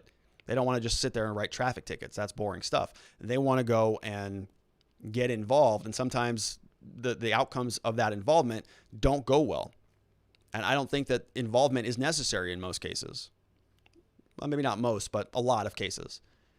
That we saw that with the situation out of Rochester, New York, where they pepper sprayed a 9-year-old girl. Did that require police involvement, or was that something that could have been addressed with a civilian team, a de-escalation team, social workers? So if you're talking about maybe more of those people, I think I'd be more inclined to agree with you. We have at CWolf74. Don't forget, not everyone is a citizen or even alive. The concept of fairness now has no limits. Speaking of which, how did that Elon Musk case go? He has DOD contracts, or how about that Elon Musk case? He has DOD contracts requiring security clearances. Clearances require U.S. citizenship. Makes sense to me. Yeah, and I think I saw that from you yesterday there, Seawolf, and I was thinking about that too. Yeah, SpaceX, right? They have major contracts with the U.S. military. I think they're launching their satellites up there. So maybe there's a reason for that, and maybe there's also a pretty good reason why SpaceX is not disclosing what their hiring policies are. Maybe they're just saying, no, it's top secret clearance stuff. We're not going to give it to you. If you want it, go talk to the DOD about it. It's a good question. We'll see how that one shakes out. I'm very curious in that. I'm a fan of Elon. Let me just put it that way. We have Metrita says, wasn't Congress drafting a bill to make it illegal to vote if you are already dead? I don't know. I don't know. Do they need to draft a bill? Is that something that they need to weigh in on? Are we having that conversation? I think Heather just shared with us the HR 1 bill, which says that voters cannot be removed from the rolls. Now, we didn't go back into that too much, but I'd be curious to see what they say about dead people. How do you deal with dead people or people that move? How do you verify that? Why would you not want a clean, legitimate voter roll? Why? Makes no sense to me. Croc1 Alpha says, Chappelle confirmed. It's Juicy Smollett. Juicy Smollett. So Alexandria Ocasio-Smollett, according to Dave Chappelle, who is the source on this thing, right? There's no higher source than Dave Chappelle. So thanks for educating on that Croc1 Alpha. We have another one coming in from Chairman of the Board. Says, I'm also willing to donate time for the Digital Bill of Rights project. Sweet. Chairman of the Board. That's awesome. And I would appreciate that. So yeah, I'm going to be in this weekend, and we'll just do another stream on, maybe just on locals only. Maybe it'll be an unlisted stream, and we'll just have a conversation there. Or maybe we can do a Zoom or something like that. I might post a Zoom, and we can kind of keep this thing intimate. We'll see. We'll see how I'm feeling. But I'm excited about that. I think it's something that is critically important. We have Sabo Abba says, Rob, you are very well spoken and your explanations are easy for me to understand. Love the show. Thank you for that, Sabo. Thanks for being here. Thanks for your support. Thanks for heading on over to locals and for that nice compliment. Sometimes I feel like I'm bumbling through this, stumbling all over myself, but I try to make it work. We have Jen McClellan says, I love the impeachment party idea. Count me in. Oh yeah, we are geared up for the impeachment party. I mean, get your documents, Jen. Get your documents, get the templates. The templates are in locals. You can just find them anywhere you want.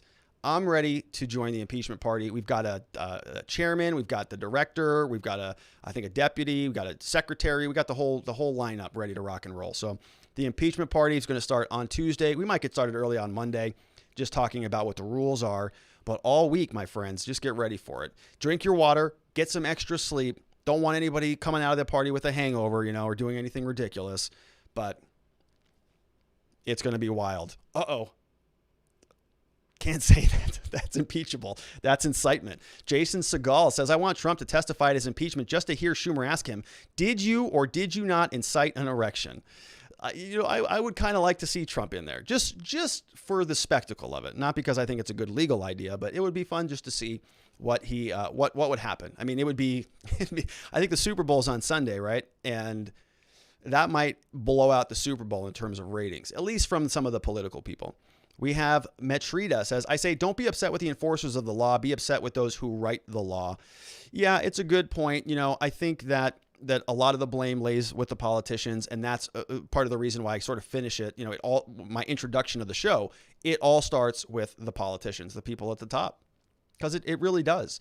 And what happens, a lot of these law enforcement problems, I typically will blame on the unions, but who engages with the unions? It's the politicians. Who allows the unions to dictate the terms to allow bad cops to hang around on the force?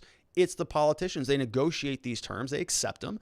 I know they're kind of, they got them by the over a barrel to a certain degree, but it's them. Right? They can start implementing these changes. I get so sick and tired of these politicians. When we were talking about the 9-year-old girl out of Rochester, the mayor over there was out there saying, we need change. We need change, everything change. Okay, I understand. I hear your pain. Let's change it. And I'm going, you're the mayor of the city.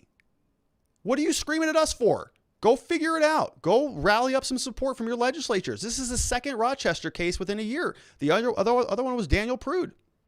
What are you people doing about this? Stop talking to us about it. We get it. We know you're upset. Go work this crap out with the unions. Stop complaining to us about it. You're in power, literally. So make something happen. We have Ham-Handed, says Rob. Only the adrenaline junkies of the police want to see action every day. Most would rather have a boring shift. I think that's probably true also. I think that's probably true. The police are just like anything, right? You're going to have sort of the bell curve. You're going to have the people who are just outstanding officers. You're going to have the worst officers.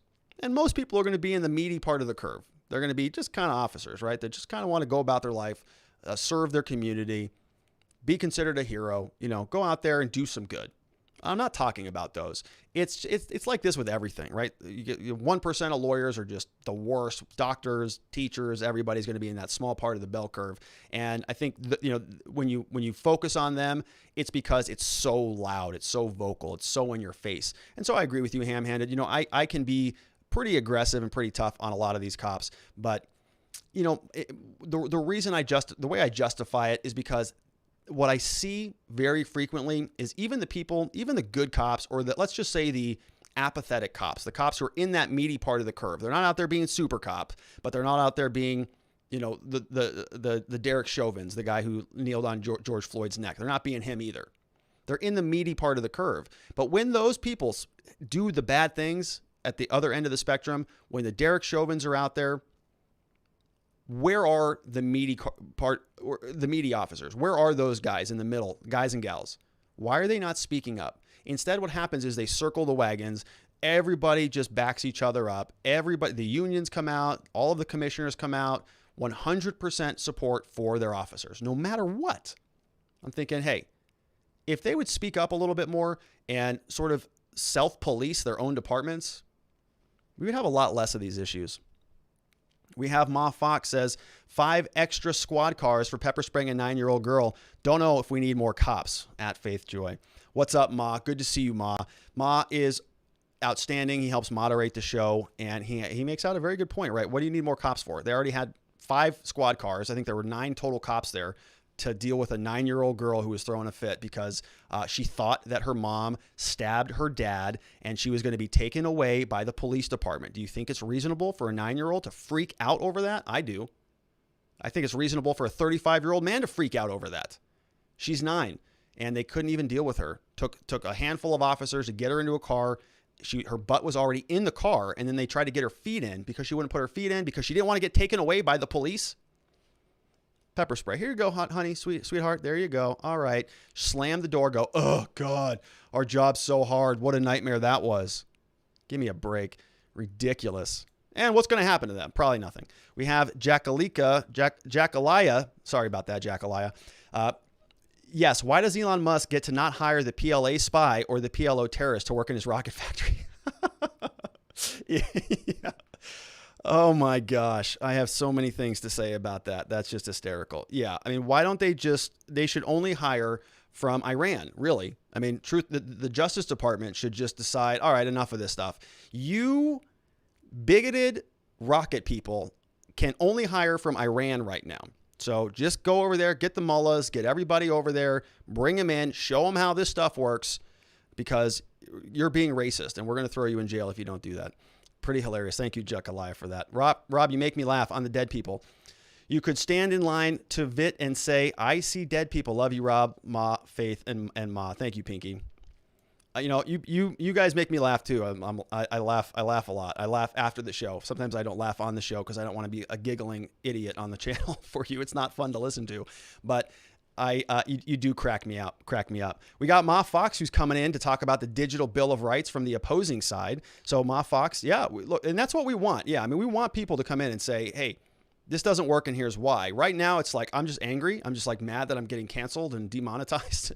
We got a notice from our chat server. Those of you who've been around for a while, they sent an email today that said, no, you're gone. Like, don't even, what are you talking about? Don't ask again. You're gone. You're not coming back. You are dangerous and we're not going to allow you on the platform. So it's like, all right. All right. So when I write the digital Bill of Rights, I'm like, all right, here's what I would do about that. Not happy about it, right? And so I don't want it to be that way. It shouldn't be written out of resentment, which is why I've been taking so long to revise it, because every time I look at it again, I'm like, I'm gonna beef that up a little bit. Instead of that, how about we add even more due process? And I want 5 warnings before anything. I need a little bit of reason from the other side, and Ma Fox is chiming in to help with that. We have another one from Cattle Caregiver. Says, as a Nebraskan, we must impeach Ben Sasse. Wish it was actually doable. Yeah, Ben Sasse, I think, is going to be, he's running for president next time. He's carving out that middle lane. He'll be in the primaries for the Republican nomination in 2024. So, he's not going to go anywhere. You're going to see him just run to the middle because that's the lane that he wants. And you're going to see Josh Hawley, you're going to see Ted Cruz run far to the right because that's the lane that they want. And we'll see where it goes. I'm not real sure where the party's going to end up, the Republicans, but if it's the same old stuff that we've been hearing from ad nauseum for a long time, in my mind, it's not that much different from what the Democrats want. I haven't heard anybody standing up for free speech or for digital rights or any of that stuff. Okay. Josh Hawley, I think, wrote a book about it. I'm not real sure how genuine that guy is. based on his votes for the omnibus stimulus bill, just wants to print as much money as they can. He's a fiscal conservative, but only wants to give Americans $600 here and there. I'm agitated with all of them, quite frankly. And so I don't have any particular love for the Republican Party. Jack Elias says, Rob, you shouldn't worry about stumbling. We promise to hit him in the foot with a Nerf hammer each time, so it will be more interesting for him. Rob shouldn't worry about stumbling. There you go. With a Nerf hammer. Yeah, thank you, Jack Elias. Yeah, I could use that. Yeah, I could have Faith just sitting there with a Nerf gun. Just every time I start bumbling around, just pop me in the head with one of those darts that sticks to your forehead. Pop. It'd be kind of fun. Oh, gosh, he's going to do that. We have C. Wolf. How about this? All investigations involving law enforcement violation of civil rights being done by their legislators, like the GAO for the FBI, seems like there's an inherent conflict of interest of police investigating themselves. I couldn't agree more with you, Seawolf. I say this all the time. I say the cops, guess what happened? The cops investigated themselves and they found they did nothing wrong. Wow.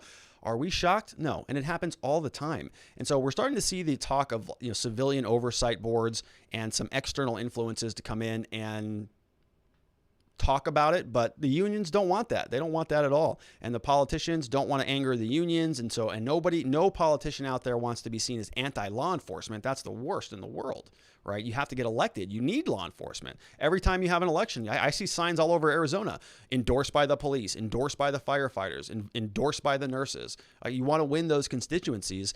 And so any politician who wants to get elected, at least here in Arizona, it may not be that way in other places, they have to go and sort of beg for those votes. And so if you wanted to get anybody to come in and say, no, yeah, we're going to put a civilian oversight board over the entire police department. Any of your internal investigations, guess where they're going? The civilian oversight board. Guess who's on the civilian oversight board? I don't know. We'll put 2 prosecutors on there. We'll put 2 judges on there. We'll put 2 defense lawyers on there. How's that sound? Like the worst thing in the world for them, right? Because they would rather it just go through their internal affairs. And IA just says, well, we have a policy for that, and they followed the policy. We saw that with Rochester. They went through and they said, well, part of our policy was that we had to hit her with an irritant because she was being uncooperative. And my question was, does it specify that for a 9-year-old girl? Is that in your policy manual there, Mr. Chief of Police? Because I didn't see, I can't imagine that it is. We looked through some of the Rochester stuff when we were talking about Daniel Prude. It's just terrible. C. Wolf also says, clarification, the FBI being the world's most powerful law enforcement agency that they can also easily violate civil rights themselves, also investigate civil rights cases. Okay, let me read this again. How about all this? All investigations involving law enforcement violations of civil rights being done by their legislators, like the GAO, seems like there's an inherent conflict. Yes, the FBI being the world's most powerful agency can easily violate civil rights themselves. Also investigate civil rights cases. So I think you're asking sort of about jurisdiction and the overlapping jurisdiction between some of these different entities. And I think for civilian local law enforcement, I would like to see, remember, law enforcement is a civilian police force. It's not a military police force. So why don't we have other civilians just making sure that the police are doing things appropriately? Jack Elias says, if you find any connection between him and the Chinese government investment in the meat and meat packing industry there, find any knowledge of an indirect or direct connection in campaign funds donated by any firm owned by the PRC in whole or part by impeachment is quite possible. So they're talking about Ben Sass and the Chinese influence there. Matrita says, Rob, I second the comment of you being well-spoken. I enjoyed the show because of your well-organized and thought-provoking presentations. Great lawyers are good at making and presenting an argument. Keep up the great work, Team R&R. Thank you, Matrita. I appreciate that. I have a lot of fun. I learn a lot of stuff on this channel. And so sometimes we go down certain roads that maybe other commentators wouldn't go down. And I appreciate you joining me in on that. We have Farmer's Daughter says, I'm boycotting the Super Bowl. Tampa Bay quarterback is white privileged, racist extremist who has a MAGA hat in his locker. I'm sure it's true because the left said it. Wow. That's horrendous. They should probably cancel the Super Bowl and rename it the Loser Bowl because of all the racists there, right? We have Cattle Caregiver. What if Swalwell's Fang Fang applies for a job at SpaceX? Well, then they better give it to her. Fang Fang better get a job. Otherwise, the Justice Department is going to come in there and start knocking on the door. Let's go over to We got a couple. Matrita says locals.com is a great example of proving that if a product is worth buying, it will survive in spite of any attempts to remove it from the market. And Ma Fox says it's a great alternative to Patreon with more focus on community. It's rather nice. Yeah, I think it is a pretty good community, and I think that it's got a lot of potential. You know, they're talking about some pretty cool stuff in terms of bundling some content creators. So rather than, paying for watching the watchers and another one, they can bundle it up. So, you can sort of pick and choose your people, which I like the idea of that better. I'm not real sure. I'm not real sure how many people are okay with that. I personally don't mind paying for the people that I listen to. I subscribe to some people on Patreon and on other forums as well. But I think it might be the new model. If the free platforms are kicking off people who want to participate in them, like YouTube, like Parler, like any of these other things, there really is no alternative. And I think Locals, it has active development. I got a little bit of complaints with the look and feel of it. I kind of don't like the font, and it's a very narrow. I like kind of a wider screen, but that's just me. Other than that, I think it's pretty damn great. Thank you for that. And thanks for all the support. I'm happy that we're there. I'm excited to be a part of sort of building a platform. So, and I think that they're responsive to that, so we may be able to help guide what their development line looks like. I just don't know. So thank you for that, Ma and Mitra. Ma Fox says, LOL, Rob, Faith needs a Nerf gun, 100%. Oh, Lord. And Rob needs a writing tablet. Faith needs a paintball gun. Have you ever been hit with a paintball gun? They hurt. I used to go paintballing, and I don't know why I did that. It was ridiculous. I'd have all these welts all over me. Ridiculous. Shade says, hi, Rob. Heard through the grapevines. One reason cops are too quick, heated, robotic. Many live off of those energy drinks. I can say they definitely do change personality behaviors. Some I know I leave after because they turn into a monster they just drank. Is that what that stuff does to you? Does it turn you into a monster? Oh, gosh. Plug for Red Bull there. Jack Elias says the last thing the cops need is someone like Maxine Waters or Kamala Harris responsible as civilian overseers, and that wouldn't benefit the public either. Yeah, that's kind of not what I'm talking about. I certainly don't want, I would say politicians on civilian oversight boards. I think that people who are connected to the community, the local community, who are not politicians, because politicians are just grandstanding, but if you had other individuals, people who are stakeholders in what the police are doing. That's why I said prosecutors, judges, and defense lawyers. I think that might be tenable because you've kind of got an even board there. It's an idea. I don't know if any place in the country is doing something like that. Probably, but I don't know. Chris Wiseman says, a 9-year-old covered in snow, handcuffed with feet hanging out of the car with 9 officers present, crying for her dad, and then hit with pepper spray. Since no court has ruled on a similar fact pattern, there's no way the officers would have known what they did would be unconstitutional use of excessive force, impeach qualified immunity. And I sense a little bit of sarcasm there, just a smidge there. Okay, if a 9-year-old girl's in handcuffs and in the snow, there's 9 cops there. Butt was already in the car, feet hanging out. It's just it's a confusing situation. If you're a police officer, you just don't know. Oh, my manual says this. Gosh, what should I do? My manual says hit her with irritant, hit her with pepper spray. She's 9 though. She's in handcuffs. She's covered in snow. She's basically not a threat at all. All we have to do is we could just like throw her feet in the car, or we got to follow the policy manual. Yep, follow the policy. Get your pepper spray, boys. It's time. And they both hit her, like from both sides. Insane. We have, let's see here. We have this. Jen McClellan. I'm surprised nobody calls the stimulus bills pork and beans bills. That's what they are in a nutshell. You're exactly right. Yeah, just lots of pork. Extra pork. Pork for the politicians.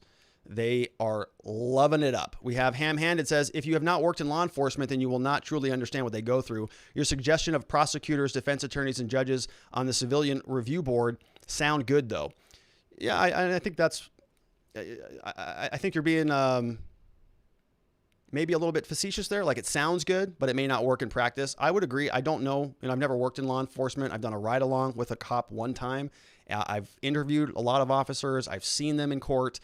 One of the best gifts I ever got in my life was from a police officer. It was during the time that my brother passed away. It was an amazing thing that he did for me.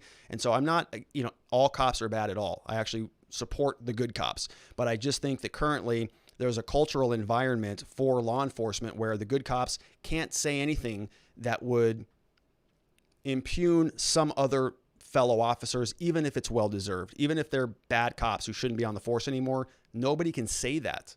And if you do, then you get sort of excommunicated. At least that's been my experience. I did an interview with a former police officer. It was pretty enlightening. It was on this channel probably a year or 2 years ago. And, I've worked with other defense experts, and I've sort of always asked them, how did you live in that? If you're so against this malfeasance that you claim to be against, now you're working with the defense, how did you survive in that world for so long? And it's usually the same answer. I tried to be one of the good guys and I tried to change it from within, but I couldn't do it. And that's why I left. I'm thinking, well, why is that continuing to happen? What's the problem there? How do we fix that?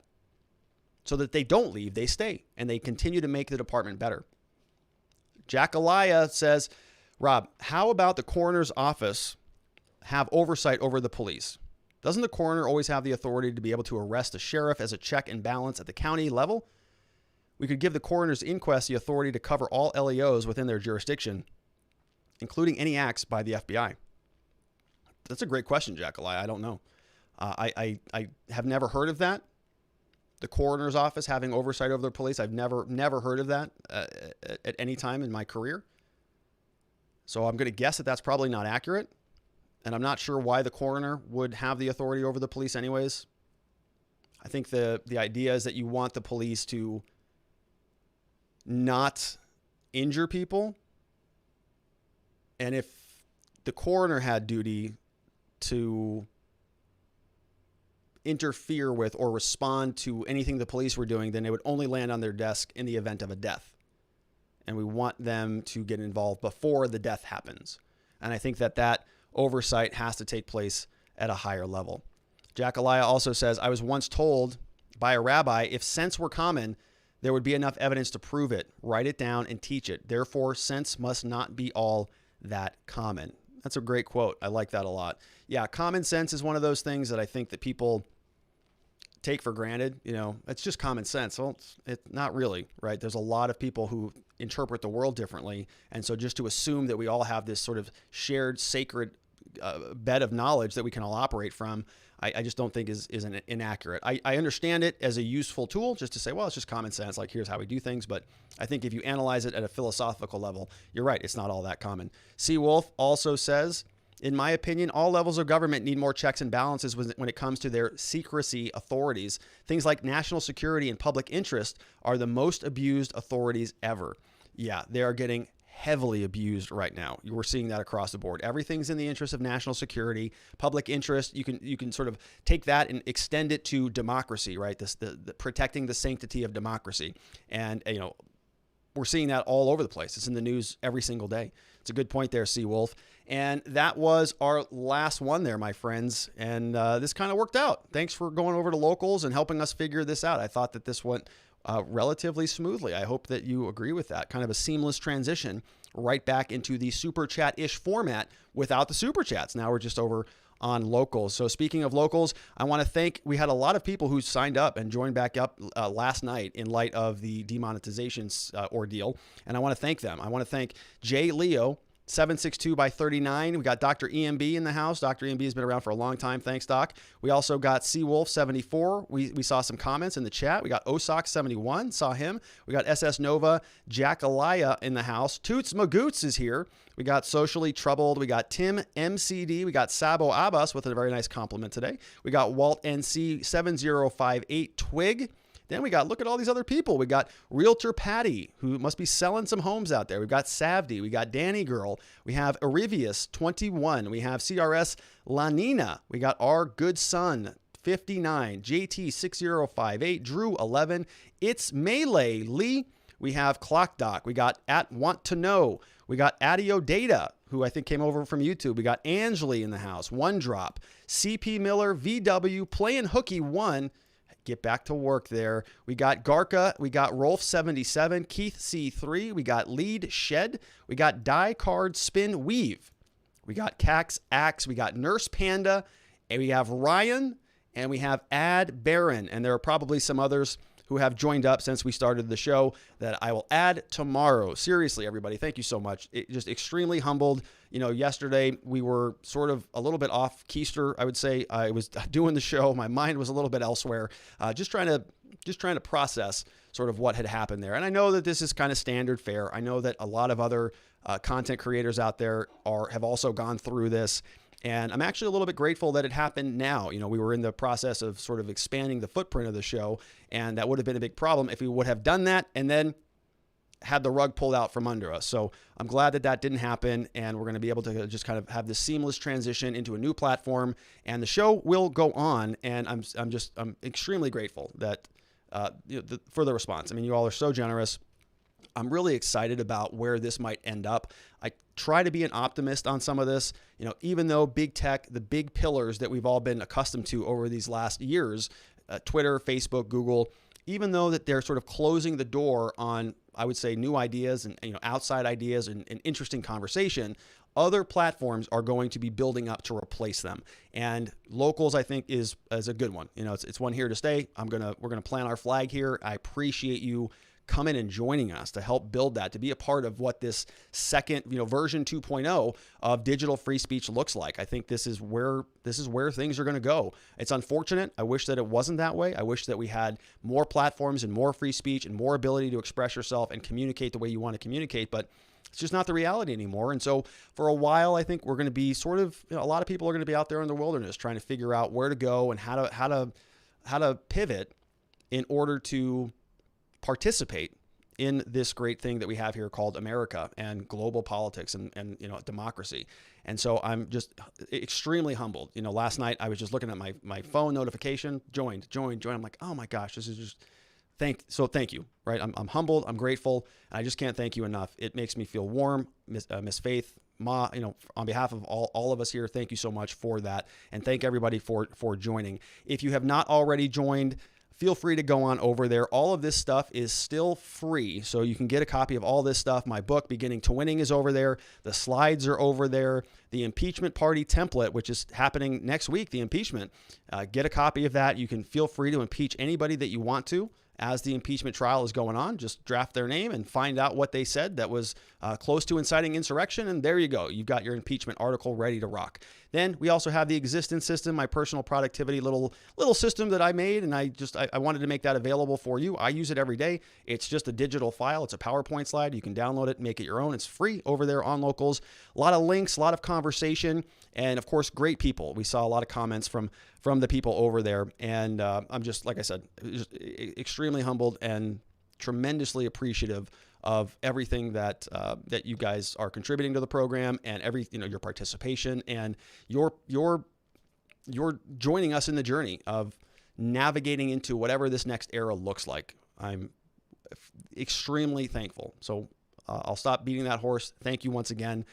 And thank you for joining us today. This is it for the program. We'll be back here tomorrow, same time, same place. It's going to be 5 p.m. Arizona. It's going to be, which is Mountain Time, 4 p.m. California time on the Pacific Coast, 6 p.m. Texas Central Time, 7 p.m. on the East Coast. Everybody have a wonderful evening. Sleep very well. I will see you right back here tomorrow. Bye-bye.